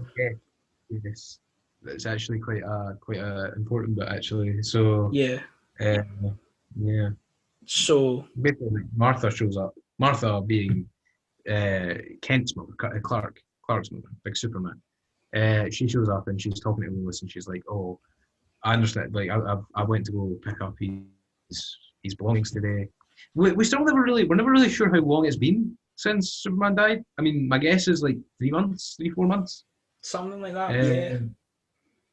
And no, yeah, she's all like, "Oh, we need to keep moving because they've not rebuilt the monument. Why would they? Now it's a monument to Superman dying. Yeah, but the police are all still like around it. It's still like an active, cordoned off zone. Was this literally like days after? I think this might be within the week. It's not uncommon for her not to go to work like 4 days after her husband died. Like, yeah. I don't understand how that's the plot point. Yeah, Snyder, put your timeline, bro. Yeah, I mean, maybe it's like within the month. I think maybe within the month. Okay, I can see that. I feel like maybe within the month because I imagine if Superman was real and there was a big monument to Superman and then he died defending the world, people would want to rebuild the monument. Yeah, probably. So I feel like within the month seems reasonable. Pardon me, sorry. Yeah, probably, okay. But so Martha keeps saying this, and then it's this like really nice heartfelt scene between the two of them, and we also kind of find out that Lois is pregnant. But we'll gloss over that. And then Martha leaves. They finished their talk. Martha gets up and leaves, and as she's walked out, she morphs into the general guy, the colonel from Man of Steel. I can't remember the actor's name. Yeah, but now we have confirmation because that's the thing. In Man of Steel, they were like, "Oh, he's probably Martian Manhunter, is he?" Who knows? He might be. Like, you made the movie, you wrote the movie. Tell us, and it's like, he might be. Who knows? Whereas this, we actually got the confirmation. But I wasn't paying attention because somebody texted me and I was like, oh, this is just, a nice heartfelt exposition scene. So I was like, answering the text. Then I looked back up and he just stood aside. I was like, right, what the fuck have I missed? I was like, I knew what was going on, but I was also like, just double check. So then we get in the warehouse, which might be part of the Batcave, it might not be. I don't know. Yeah, this is like the whole should we resurrect Superman? Should we, What I liked about this is they give the explanation of the mailbox and they say, oh, pardon me. They pretty much say that, everything is particles, pretty much. If you burn down a house, I think the thing they say is if you burn down a house, particles of house just become particles of smoke and dust, but the particles are all still there. And then they explained that, well, a mother box can take the particles of smoke and build a house. And they're doing this scene where it goes like round, very cheesy Hollywood shit. Of like the five of them are stood around the mother box, and then it's like Bruce has a line, then Diana has a line, then Arthur has a line. And I think they go around twice, and then it just ends on Barry, and he's like, I know we're all thinking it, but I don't want to be the one who says it. And then it cuts to Arthur and Victor digging up the grave. And they got rid of was very good. It was a very good scene, the two of them just sitting digging up. And they're like, we could do this in like less than a second. But as well, they got rid of the really weird awkward bit where Barry like goes to fist bump him because he's like, that's what black people do, isn't it? And from the original. I forgot about that, actually. Yeah. I forgot about that till this morning, then I saw it on Twitter again. I was like, oh dear, no. Yeah. Aye. And they dig up the mother box. They bring it back. And this scene wasn't that different, but I feel like it was different enough when like they brought Superman back in the ship and the whole like breaking into the Superman ship. So it was good though. Yeah, I liked it. So we've got the so it's pretty much Barry explains that when he travels close to the speed of light, time begins to reverse around them. Briefly. Well, they said it gets funky. Yeah, that is what time happens. sort of goes. Time, he can like warp time when he gets close to the speed of light, and it sort of begins to go back a little bit. Which is, I mean, like we said earlier on, we see like how Diana can make people just tell the truth, and we never see it again. This actually comes back, but we'll get to that. So he's getting ready to go. See, he can build up enough electric charge. They drop the mother box into the water. You touch it, zap, brings back Superman. But he's fucked it. He's left it a little bit too late. But then he just picks up speed, gets close to the speed of light, and then it begins coming back out from the water. Touches it, zap. They've did it, but he's now back and he's angry. And he has a normal people top lip. He does. That's the biggest thing. He doesn't have a CG no mustache. He has normal man face. Here's the thing, right? Here's the thing that really stressed me out about the CGI mustache, right? So it was in his contract for Mission Impossible that he couldn't shave that till filming had wrapped. They filmed those reshoots apparently 2 weeks before filming wrapped on Mission Impossible. Just fucking leave it for 3 weeks. Just because they didn't do that many. There wasn't a massive amount of funky lip content. I mean, there was still a bit. There was like, what? Must have been like 5 different scenes? You can leave that 2 weeks till they've wrapped filming on Mission Impossible. Because he was like, I've got a week off, but then I'm going back in a week to do that last week of filming for Mission Impossible. And then I can shave it off. And Joss Whedon went, well, you've got a week free, let's go. Why would you not just wait till it's done? Exactly. Like, I understand you want to get it out quick and all, but like, Superman doesn't have a mustache. Yeah. I mean, it would have been weird if they just didn't CG it out and just address it as like Superman. He grew up when he was dead, I guess. I would have liked it, to be honest. I would have been like, fair play. Should be like Kryptonians, they just grow facial hair when they die. Yeah. Just add that to the lore. Why not? Just throw it in. So then, shortly after... And then there's like the scene in the park, yeah. Shortly after we get the fight again. Once again, better. But again, it's the same beats. It's the same stuff that happens. Yeah. But it's just done slightly differently. Obviously, the original... I feel like him walking up to Bruce in that this time was a hell of a lot better. Yeah. And there's no more of that thing where he punches Bruce. And Bruce is like, oh shit, I definitely bleed. Like, none of that. Carry on. Because I saw that again. It's so light, and then like Ben Affleck's there with his like heavy eye makeup, and he's just like, "Oh dear, fuck me!" Like, it's not good. It's not ideal, is it? But obviously, one of the biggest areas of clowning the original one was Kal-El. No, and everyone, all the Snyder fanboys jumped on Twitter to go, "Oh, it's great." No, it was still here. It was a little bit better. A little bit. Still wasn't great. It was more I didn't notice it as much this time, to be honest. Yeah, but I saw a side-by-side of the two because I thought, they got like a retake or something. Because I had to assume it was a retake, because why would But it went from Kal-El, no, to Kal-El, no. Like, Yeah, the no was weird. Like it was like Kal-El, no, yeah, like, and it's like what? it was kind of like, I don't know, like a disappointed parent almost. Instead of being like, hey, please don't destroy the city, they were like, fucking do your homework and then you can play the PlayStation. It was like, no, stop asking. You're not getting another fucking Kit Kat. Like, Aye, exactly. it's the energy you need to be given. So yeah, so then we get the fight. It's pretty much the same. We've got all the beats of like everyone trying to like budge Superman, essentially, just like firing into him, and he's just like stood still, just being a big beefy boy.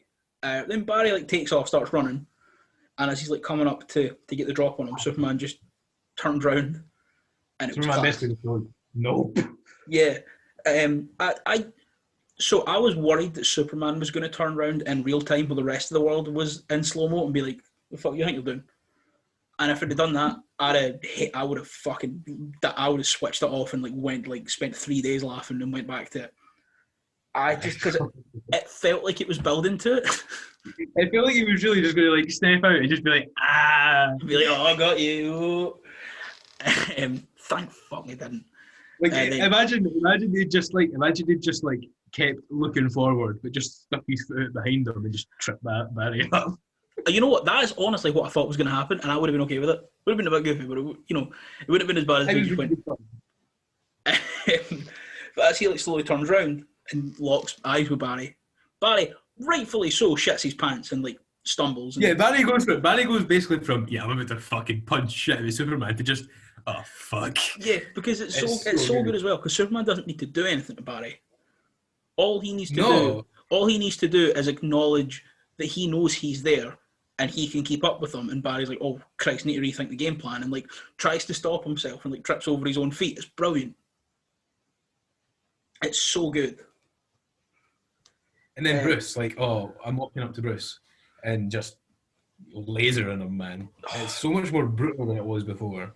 Yeah, like I said, the fight kind of goes through the same beats, and then it ends when Lois sort of runs up, and in front of all these people, there's like cops right next to her, and I know Superman's secret identity is fucking paper thin at the best of times. She's like, Clark, fucking pack it in. She's not even. She actually like shouts. She's like, she's like screaming at him. She's like, there's reporters all around. There's police everywhere. People are watching from like around the park, and she's just like, Clark, you fucker. She may as well went, Clark Kent, would you fucking pack it in? My husband. Also, here's the thing, right? End of this movie, Clark Kent's going to go back to work at the Daily Planet. Is nobody going to be like, yo, wait a fucking minute. You were dead, bro. You were dead, and now Superman's back. What? Man, here's the thing. Marvel secret identities, right? Marvel secret identities. I don't think I'd get if I lived in that universe. I think most of them would be quite, the ones who obviously, masks. They actually wear masks. That's but obviously, like Steve and Tony, but even within the MCU, Steve and Tony, or even like in most of the comics, they let people know who they are. But then you got like Spider-Man and stuff. They keep that shit under wraps. No one really knows. If I lived in DC, I'd fucking know. I would know. How has no one pinned Batman to Bruce Wayne? That's the thing. Right, look at me. Look me in the eyes right now. I am.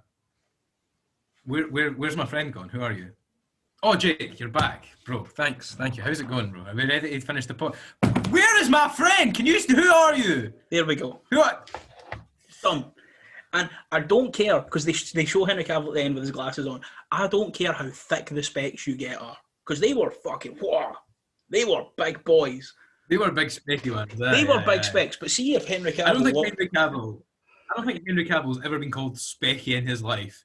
But they were specky bastard. They were the speckiest specs you could imagine. But here's the thing. I think as well, right? Henry Cavill's like, what, 6'4"? Built like a brick shit house? Nah.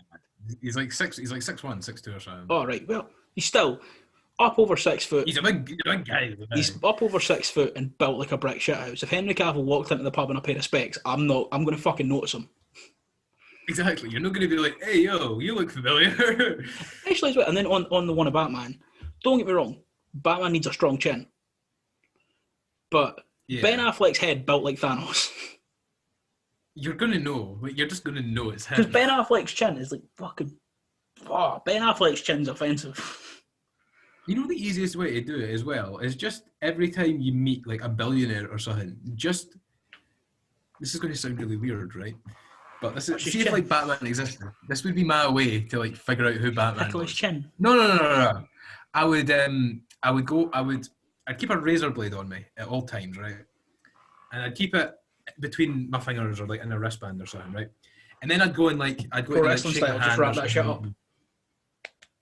I don't know, maybe. But and I'd do something. I'd like shake their hand or I'd go for something, and then I'd like pat on the shoulder or something. And as I pull my hand away, I'm giving them just a wee cut on the chin. And then if Batman shows up that night and he's got a wee cut on the chin, I know. I fucking know. I don't know how, but like I say as well, Ben Affleck has a real life Thanos chin. It's a big chin. No idea how Casey got away with fucking getting that as well. Oh well. Right, anyway. So, as Lois just announces Superman's secret identity to the world, as if no one's going to find out when he just comes back to work. Because I thought you were dead. He was like, nah, mate, I was on holiday. Like... Where? The sun. It's just... So you just went on holiday and left your wife depressed. I was like, yeah, I was out with the boys. Wait, we were at Napa, you know what I mean? It's just, I was out with the fucking boys. Don't know why he's Australian now, but I think that phrase is funniest with an Australian accent. Oh, yeah. Not a fucking Kansas accent. Yeah, it's just like... so we have after that, what? So after that, he just... They fly off to Kansas. Off to Kansas. He just grabs Lois and fucks off. That's another thing as well. Like, everyone saw her get abducted by Superman. And then she'd be like, what do you mean? Nothing happened. I'm back, I'm fine. She was going to come back to work Monday and be like, oh, that wasn't me. And it's like, yeah, this fucking was. Like, you go there every morning with coffee. You're friends with the police officer. She's like, nah, mate, that's not me. And like, we caught you in 4K. There's a news camera there. That's you. You get scooped up and you fucking disappeared with Superman. Like, don't think I am. Oh, 100%. Oh. But as well, see, because people are so fucking stupid. When we get this next Superman movie, when he's back, the story will be going, like, Perry will be like, does Clark know you were cheating on him with Superman? Oh, yeah. Somebody's going to make that joke, and we're all just going to be like... It won't be a joke, though. That'll be, like, the in-universe way to explain how Clark's alright. Like, with this. They were like, oh, yeah, I thought he was gone, so I just started fucking Superman, who was also dead for the same amount of time as my husband. That just seemed to happen. Oh, it's such, like...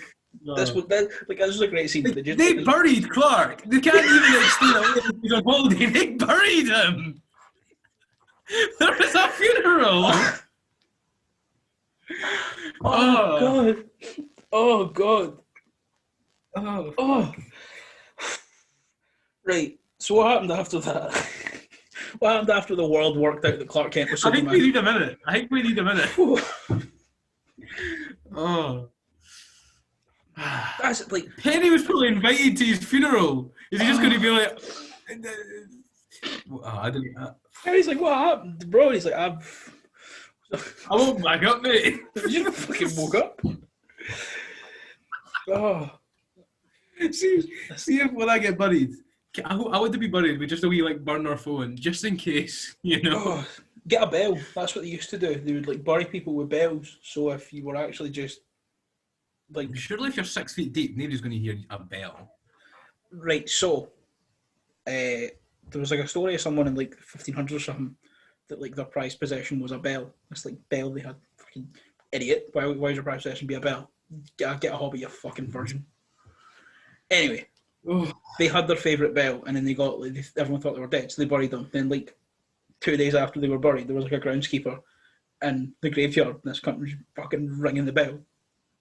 And then they were like, wait a minute. And then they found him. They like dug him out, and I've been in there for like 2 days. And I'm like, sorry, mate, I thought you were dead. Imagine. Also, someone who was like, everything he wants to like fucking win an argument, he's like, "Oh, you fucking buried me, you dick." there was another thing as well. Apparently, it's like someone was like 9 months pregnant, about to burst, died, and then the baby was like, "Well, here I come," and was like underground, and like a groundskeeper heard the baby crying. That's terrifying. That is actually terrifying. And then another. That's why Awake is 3 days. Oh god, I've got to plug my laptop in. Shit. Wait till I get the charger. This is all being left in because I don't know how to edit it out. Camera be entertaining. Yeah. So I can't get under the desk. My favourite thing. Oh, lovely. My favourite thing so far about the Snyder Cut, I suppose, has been definitely that the sound that Superman made as he died and he was crushed by the impossible strength of a villain at the start of this movie, and all you then hear is what sounds like a dolphin having a stroke. That's my favourite part of the movie. Oh, I'm just talking about the opening again, sorry. Back to it. So, what happened after Superman kidnapped Lois? Well, the rest of them, they go to Kansas, and then they have like the whole, we're in Kansas. But the rest of them are just, they go back to the Batcave or whatever, and they're just like, well, that didn't work. Yeah. Oh, wait. No. They fuck off to Kansas. And then, is it not like almost immediately after Steppenwolf's portal's open because they can send some other box because it's been activated? Oh yeah, because it's next. Yeah. And then Steppenwolf comes out onto like the and then he steals the thing. Yeah, but what Victor's dad does before is he starts to superheat it because when you heat the mother box up, it goes to like 1,000,000 Kelvin, which means it's the hottest thing in the world. The core of it does or something. Yeah, the core of it becomes this like superheated metal. So he does that before. Then Steppenwolf comes in, fucks him up. He's like, boy, and then gets the third mother box. And the reason he did that is because it would leave a heat signature, obviously being the hottest thing on Earth. It's going to leave a massive heat signature so they can work out where Steppenwolf is. And then we have that scene where like Victor's like being over there brooding, trying to work out how to fix the plane. And then Arthur's actually nice to him. He's talking to Barry and he's like, I just see a kid over there who lost his dad and is trying to do everything to make sure that we don't lose everyone as well, instead of just being a total dick to Victor for no reason. Like, the thing is Jason Momoa's Aquaman is actually really fucking good. Yeah. But it's just he never got the fucking the right script or anything until his movie or until Justice League now. But like his own movie he was great in it. Yeah. And I just think, Jason Momoa is insanely likable in general. He's like I mean, obviously, was that like the meme of him just like running up to like jump on Henry Cavill, and like that's just because he is just but like because he's just. I saw someone describe him as like a 6 feet tall puppy. I agree with that.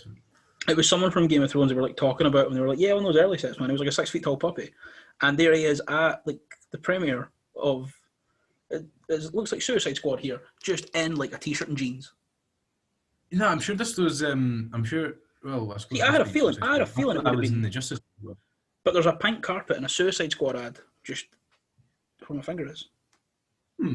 Strange. Must be. So maybe they I were suppose just that would have been not long after they'd announced that like he was going to be Aquaman though. So maybe just like he was invited to the premiere or something. Yeah. Oh yeah, because the Justice League premiere here, Henry Cavill's got a mustache. Oh, great! Looked fucking good with that mustache, by the way. He looked great with that. Not when he did. Not when it was CG'd off. No, when he actually had it. And in Mission Impossible, it was Fallout, wasn't it? Yeah. That was one of the best Class series, to be honest. Class.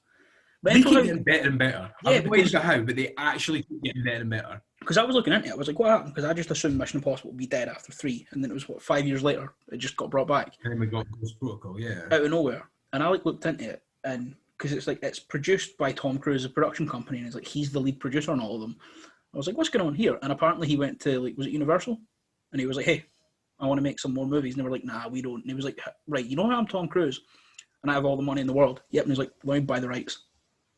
I'm just going to do it myself then. And he did. Like a fucking madman just went, this is mine now. This is my baby. And they've got better. They've like... They genuinely have. Like, Ghost Protocol was good. And then Rogue Nation was fucking better. And then Fallout was even fucking better. And then what's the next one called? I don't know. Although the one thing, the biggest thing that I'll never, ever in my life... What? Is there some breaking his foot on the jump for Fallout? No. Right. But that too. You know, it makes me laugh in Fallout. You know, like at the start when they like pretend the world's ended to interrogate that guy. Oh yeah. And there's a part in that where Tom Cruise like throws Ving Rhames against a wall, and Ving Rhames is terrified. Yeah. You're Tom Cruise. Tom Cruise is shorter than me. Yeah, he's like Ving Rhames is not going to be scared of that man. He's like a full 5'4" mousy boy. I don't know what tall he is, but he's not tall. Ving Rhames is like 6'2". He's not tall at all. But Ving Rhames is 6'2" and about 6'2" wide as well. Yeah, Ving Rhames is built like an NFL player, and not like a quarterback. No, I mean Ving Rhames is like an outside linebacker. But yeah, so where were we? Oh yeah, we're just talking about how good Aquaman is in this film. We got sidetracked. But like you said, I think Aquaman really, really works in this. And we see Victor over at the side. It looks like he's trying to work out how to get the plane working. And then he does. Yeah. And then they all come out from the Batcave and the plane's just in the air because he's got it to work or some shit. I can't remember, but they get it working and they've seen on the satellites where they need to go. And big change this time is that village is totally abandoned. Which I like. Which is good. The whole peril that they were adding was complete dog shit. I was like, you know what? No, bro. Like, this is the fate of the world right now, and you're trying to make us care. This is literally about the fate of the world. You're trying to make us care about one single family who's not had any lines. Yeah, don't get me wrong. I liked Barry like saving the truck. I thought it was cool, but it doesn't matter. It really doesn't. Realistically, it takes away from what these people should be doing, which is fighting the bad guy. But also, Snyder's approach to big fights. I mean, we saw the backlash that because he just expected Man of Steel to come and go as is, and no one would say a thing. And then all the internet went, oh wait, these guys cost like $100 billion worth in structural damage in Metropolis. And then that's where like the genesis of the story for Batman v Superman came from, is that Batman's fucking raging because Superman's just leveled a city when he's meant to be the good guy. And obviously, you know, like it's a very Power Rangers-y approach to destruction that Snyder thought he was going to have. Like a big robot's going to fall through a building, and then next week that same building's going to be there. Whereas this time, because that's the thing with Power Rangers, when they have the big Megazord fights, it's either in the middle of the city, and then everything's fine by the next week, or they're in a quarry somewhere, just miles away off in a quarry. Yeah, there's like nothing. You know, and obviously when you're watching that as like a 5-year-old, you're like, fuck yeah, they could just rebuild a building. I keep saying this. They either have the world's strongest unions in cities with Power Rangers, so these guys are getting like $50 an hour hazard pay, and that's why they're able to rebuild everything in a week, or they've never heard of a union and they have no choice but to go back on the site the day after. There's no middle ground. Considering the Power Rangers exist, I'd like to think it's a hopeful universe. Yeah, so these boys are like unionized and they're on like severe levels of hazard pay to rebuild all this shit. So fair play to them. But so in this, Snyder was like, right, I'm not going to make that same mistake again. I do want to destroy everything. I do want to fuck this whole town up, but should get everyone out of it. Yeah, it's an abandoned town, which adds a lot to it. Is this? When do we see Superman go back to the ship? I think it's kind of interspersed throughout here. Yeah. Yeah, so Superman kind of returns to the ship and picks up the black suit pretty much. There's some exposition from like his Earth dad and his alien dad, like talking to I him. like that. Yeah, I really liked liked it. Yeah, but it wasn't really much except for the fact That's one thing actually Snyder's done that I feel like not a lot of incarnations of Superman's done. Is it's done the whole he's a son of two planets kind of thing, and trying to find his identity among that. And I think as well, I think this Yeah. fitted with that, but also the fact that he's still trying to come to terms with what happened and still trying to me, it felt like regain his identity and like work out who he was. So I really liked this bit. And then obviously, Black Suit Superman. So good, man. It was amazing. I almost expected, you know how in like Infinity War, when Thor showed up at Wakanda and he saw Cap, and they had like I see you copied my beard. I thought they were going to do that with like Batman and Superman, and Batman was going to be like, I see you copying my suit, or something like that, since it's like black suit now. But no, it was. Oh man, he looked so good. He looked amazing. If only we had the mullet as well. It would have been perfect. So yeah, then we just have a big old fight in this Russian village. Lot of destruction, lot of chaos. There's Arthur surfs a parademon. Like he kills it and then just like stands on it and just like surfs it to the next one and like throws his trident. It was great. It's very chaotic. Everyone's flying or like zipping around at light speed, and then Bruce here's something. Somehow Batman has like the biggest job, despite being the only one without superpowers. Yeah, he's got the most responsibility here. He's having to break like down the big barrier so everyone else can come in, and it's like, bro, just why can't the Flash do this? Yeah, like no one's gonna hit him. Yeah. Oh well, you say that. Well. Again, no, I will literally do the maths on that. I think it's impossible for him not to get hit in that situation. But we'll talk about that in a minute. But so yeah, they're all like Batman's just whipping the Batmobile. Everyone else is like up flying and doing shit, and Batman's like just hitting the death, having a great time. He's just like Tokyo drifting around corners. Oh, he really is. He's having a great time. But I thought this was it was great, really, really chaotic. Then it's just there's like a lot of slow-mo action scenes. There's like a building collapses and Aquaman jumps through a whole building, and just a lot of slow-mo for no reason, but it was cool. It was really good. Yeah. And then as we're getting this as well, this is when Superman shows up at Batman's house, and you see Alfred's like working on a car, and then he kind of just looks up, and your man's walking through the door, and what is it? Superman's like, Alfred, I presume, and it's like, ha, good one. Yeah, because he's British. But then yeah, and I was like, that's a nice wee scene actually, because I liked it in Batman v Superman how obviously it was very much Batman was on this crusade, he was on this mission, and even Alfred, who'd been with him for years at this point, was like, "Are you sure you're doing the right thing here?" Yeah, like, and I liked the fact that now Alfred gets to actually meet the man who he was like defending. Yeah. So there's more fighting out in Russia, and one thing I feel like definitely, like, I loved this in Snyder Cut compared to the Whedon one, is the Whedon one, it very much felt like when they were fighting and stuff, it's, okay, they're not doing so hot right now, when's Superman going to get here and fix it all? Whereas in Snyder, they were doing bits. Like they were doing bits. Chipping away. It wasn't like we need to buy time for Superman to get here. They were like, we are doing this with or without him. Yeah, they were like, he's not coming. So they were like he just went to hang out on a farm with his missus, so we've got no choice but to do this.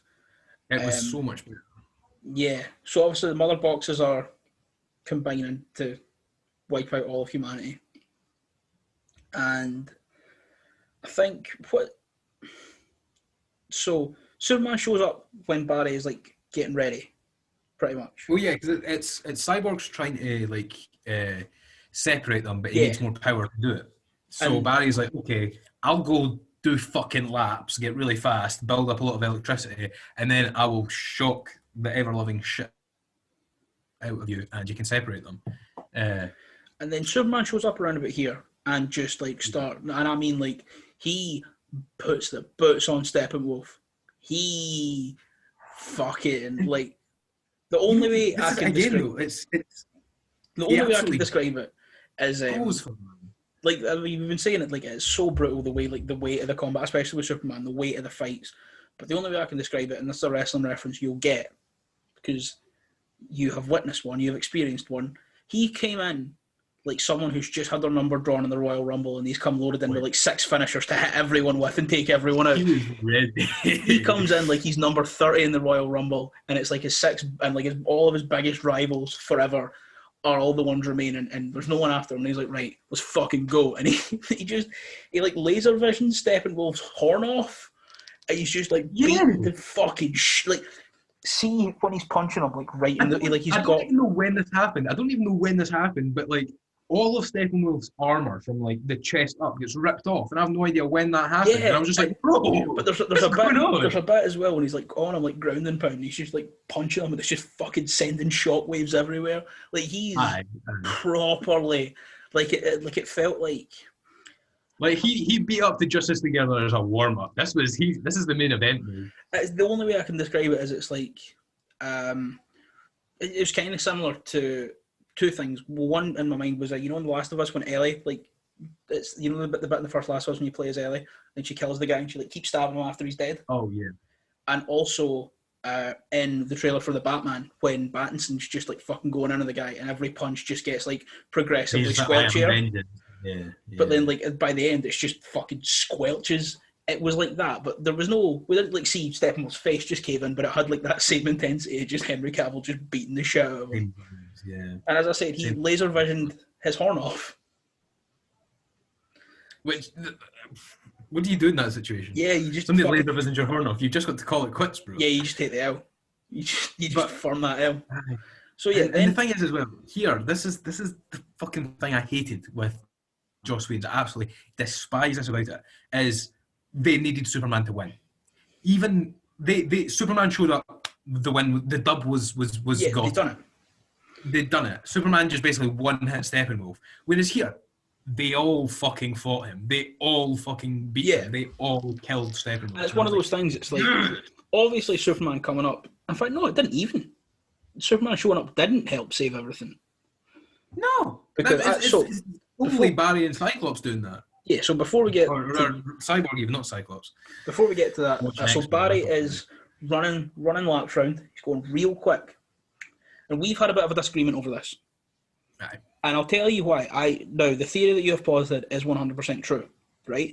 If you just fire it into the ring of fucking energy that he's leaving behind him, like he's Sonic. I just watched... Me and Megan watched Sonic movie at the weekend, by the way. Class. I've still not seen it, actually. Oh, mate, it's on... because it's on Now TV, because I got my week free trial on Now TV, which I need to cancel. I've not cancelled it yet, so I need to get that. But it's on there. And it's great. And the theme song is Wiz Khalifa, Lil Yachty, Ty Dolla $ign, and Swanko the Child. It's just... It's actually a really good song as well. Mate, it's so... I've been listening to it non-stop. It's so good. It's good. But so as he's running around, so the Parademon shoots him as he's running. Now, I would like you to say your piece. So Jake was all like, oh, that's lazy writing and stuff. This man is running, I'm going to be generous here, and let's say that's a 2-mile circle he's running. It's not. You'll be lucky if that's over a mile. But he's running this circle, and he's going round and round and round and round, and he's going at, let's say, 0.9% the speed of light.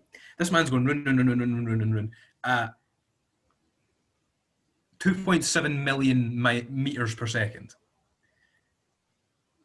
He's doing that multiple times a second. Like, you're going to fire that there. He's going to run into it before it hits him. Like, he's just going to hit it as it's passing, like, in front of him. That's just... You don't need to aim at that situation. You just need to fire and shoot. Right. And I accept that. But it's not presented to us as that. It is presented that this Parademon has just dumb-lucked it. 100%, yeah. And that's my issue with it. My issue with it is that the way it's presented is this like, you know that thing, I think it's like the Clone Wars, that droid going like, oh, I guess I'm in charge now.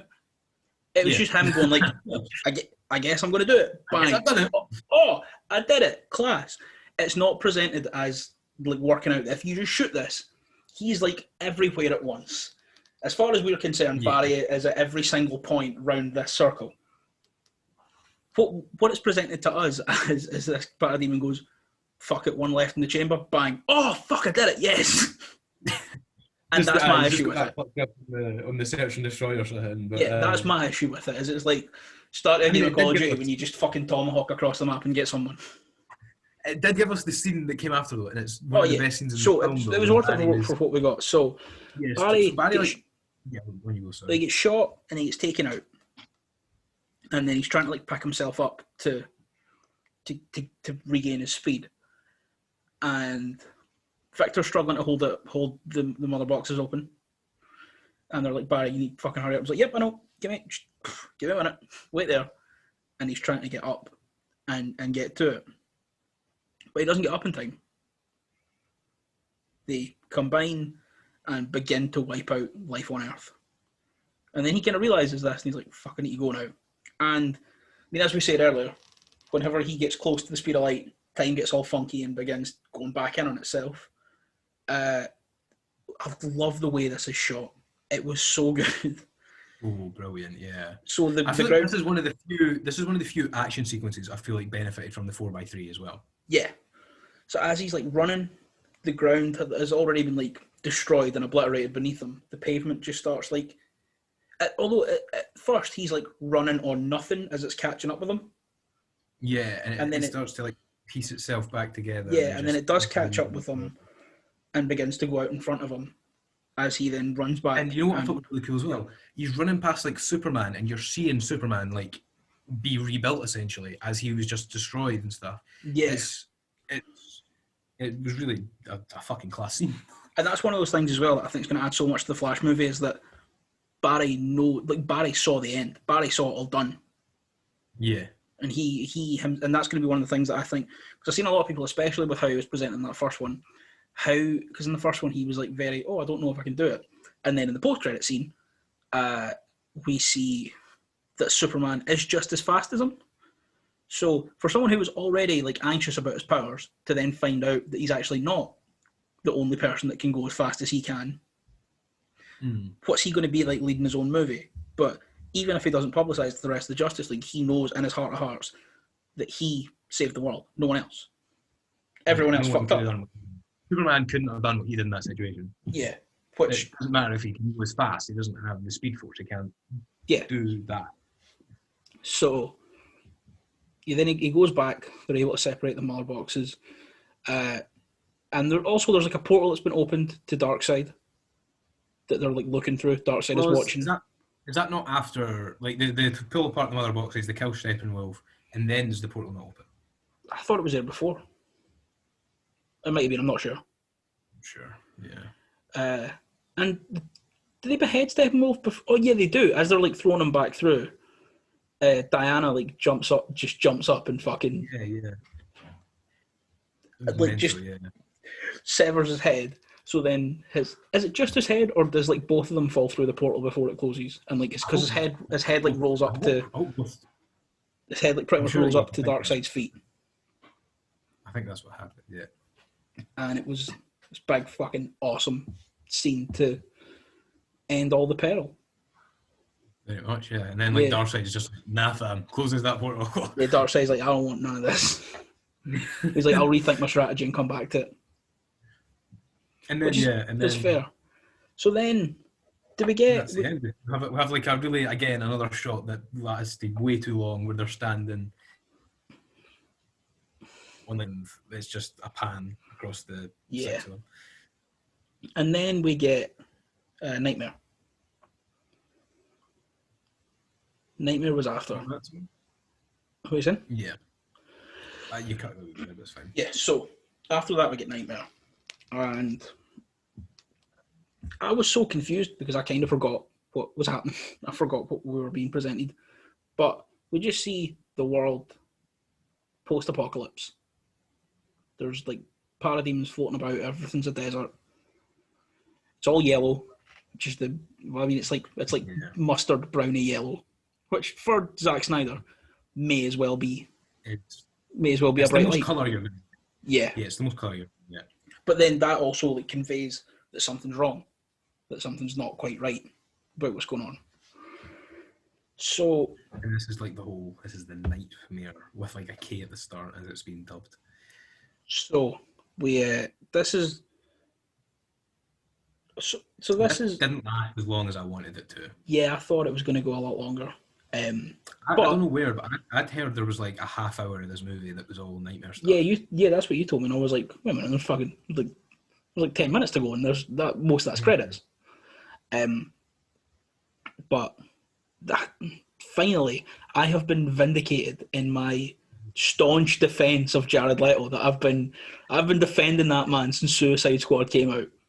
And that was actually fucking spectacular. 5 years later. Fucking 5 years later, I've been vindicated.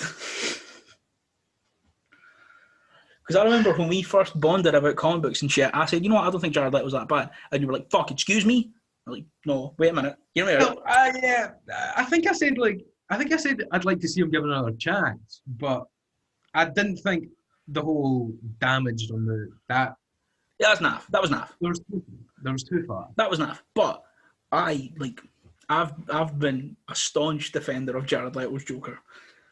You know the way you got all those guys, like people on the internet being like, no, if you just give Snyder another chance, he'll make a good movie. That was me, like, but not people being like, you know, other people like, yeah, I guess maybe give him another go see. But it's like these people are like, no, without question, I would bet my house that the next time he gets a proper go at this, it'll be good. I was at that with Leto.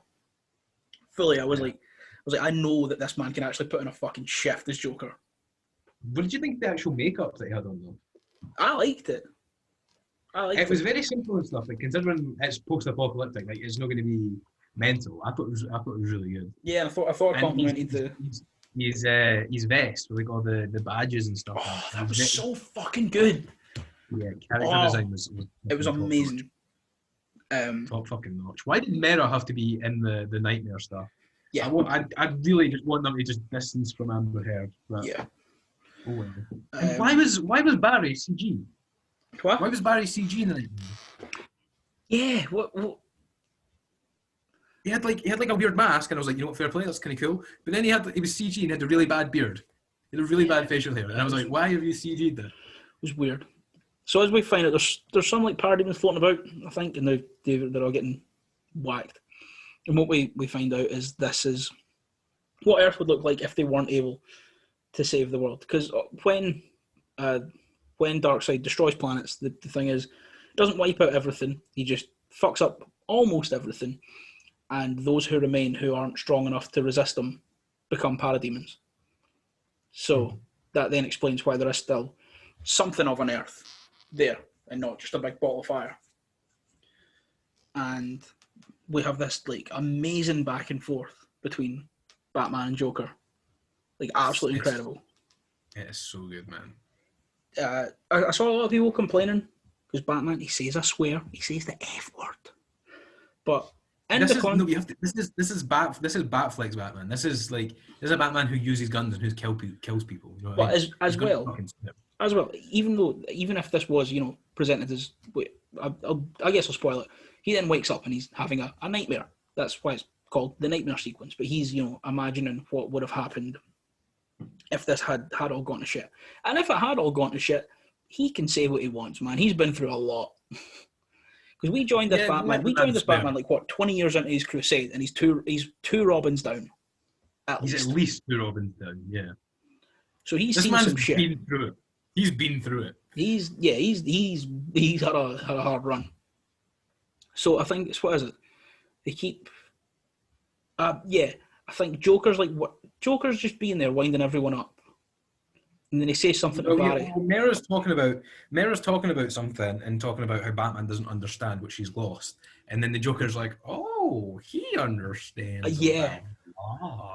And then there's like because he says something as well about like, does he not make like a cheeky comment to Barry about how he doesn't want to lose another son or something like that?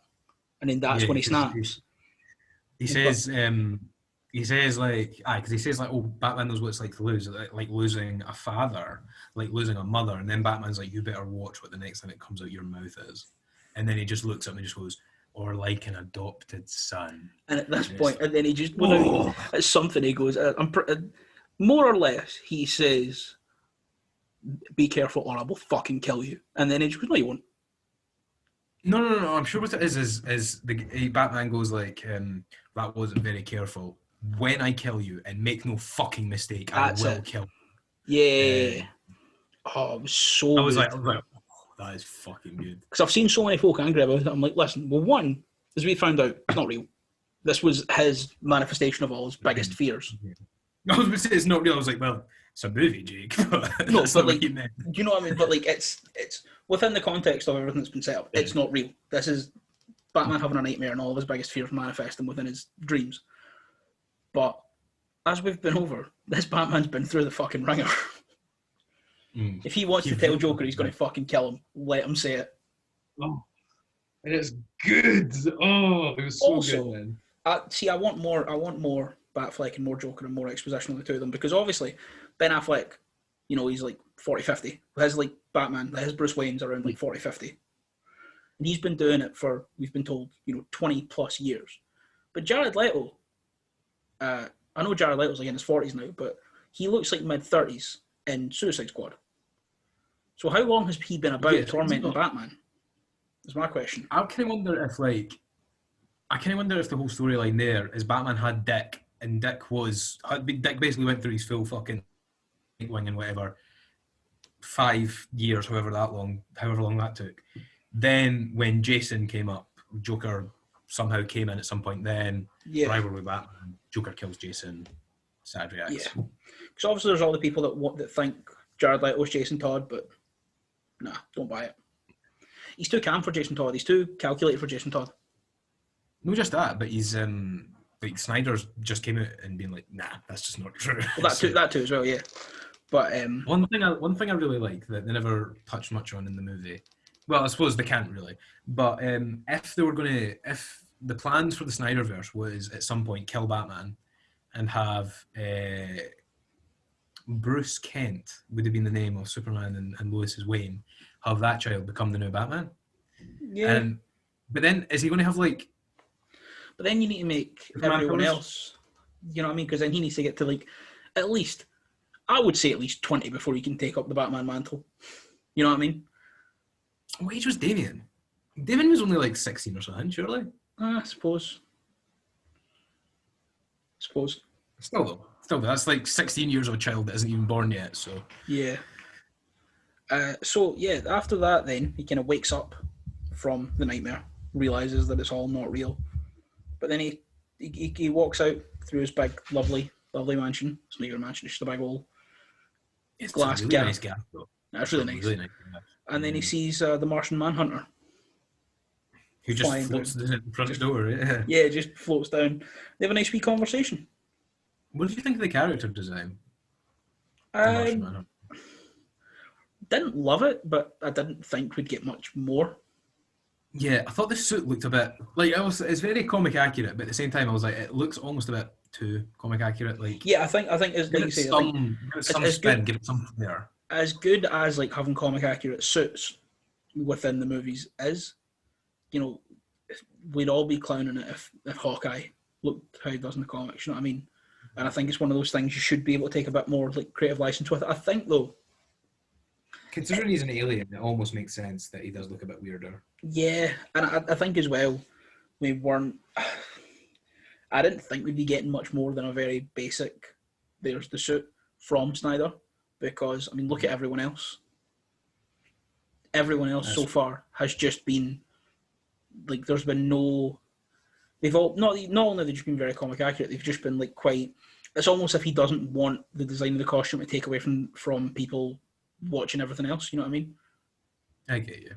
Yeah. So I didn't think we'd be getting much different. Like a lot of the time, like when we're watching, say, like Marvel stuff or whatever, like in Infinity War, when Iron Man suited up for the first time, you spend half the film looking at Iron Man's suit and what it does. Yeah, and or not like what's actually happening. Or like Thor coming, like Thor getting his hair cut and becoming more badass in Ragnarok and Infinity War.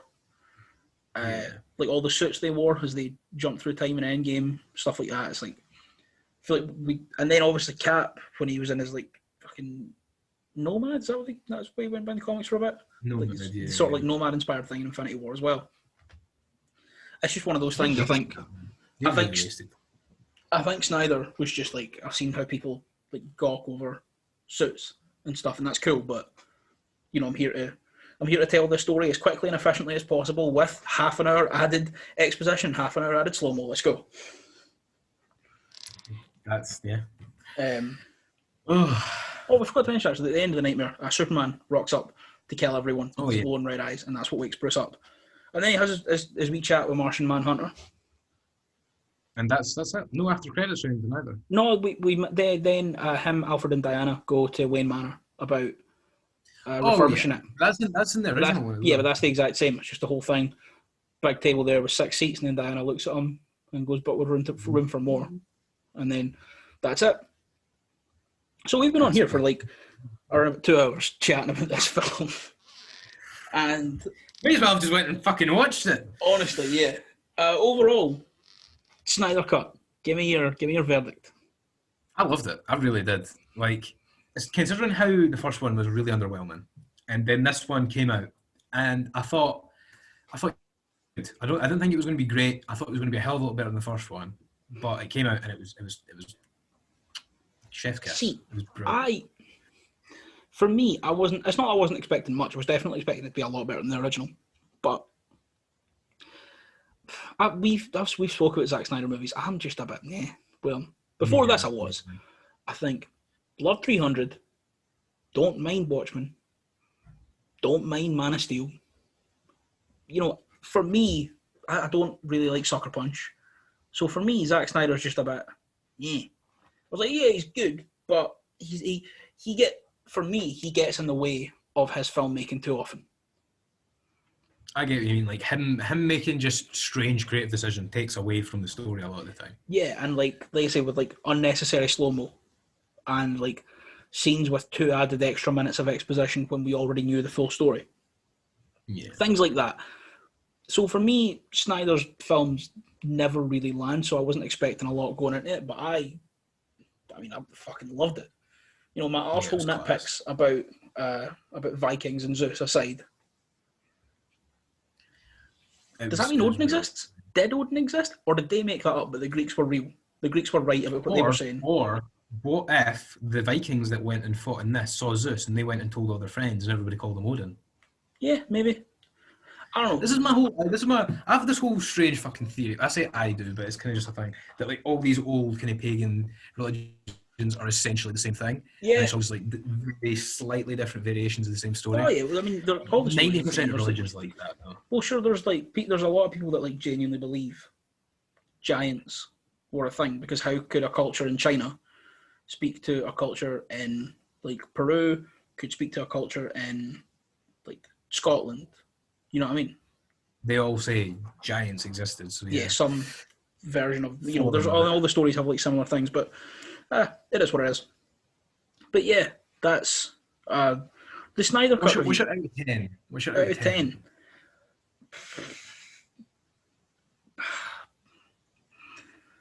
See, I feel like an 8's too low, but I feel like a 9's too high.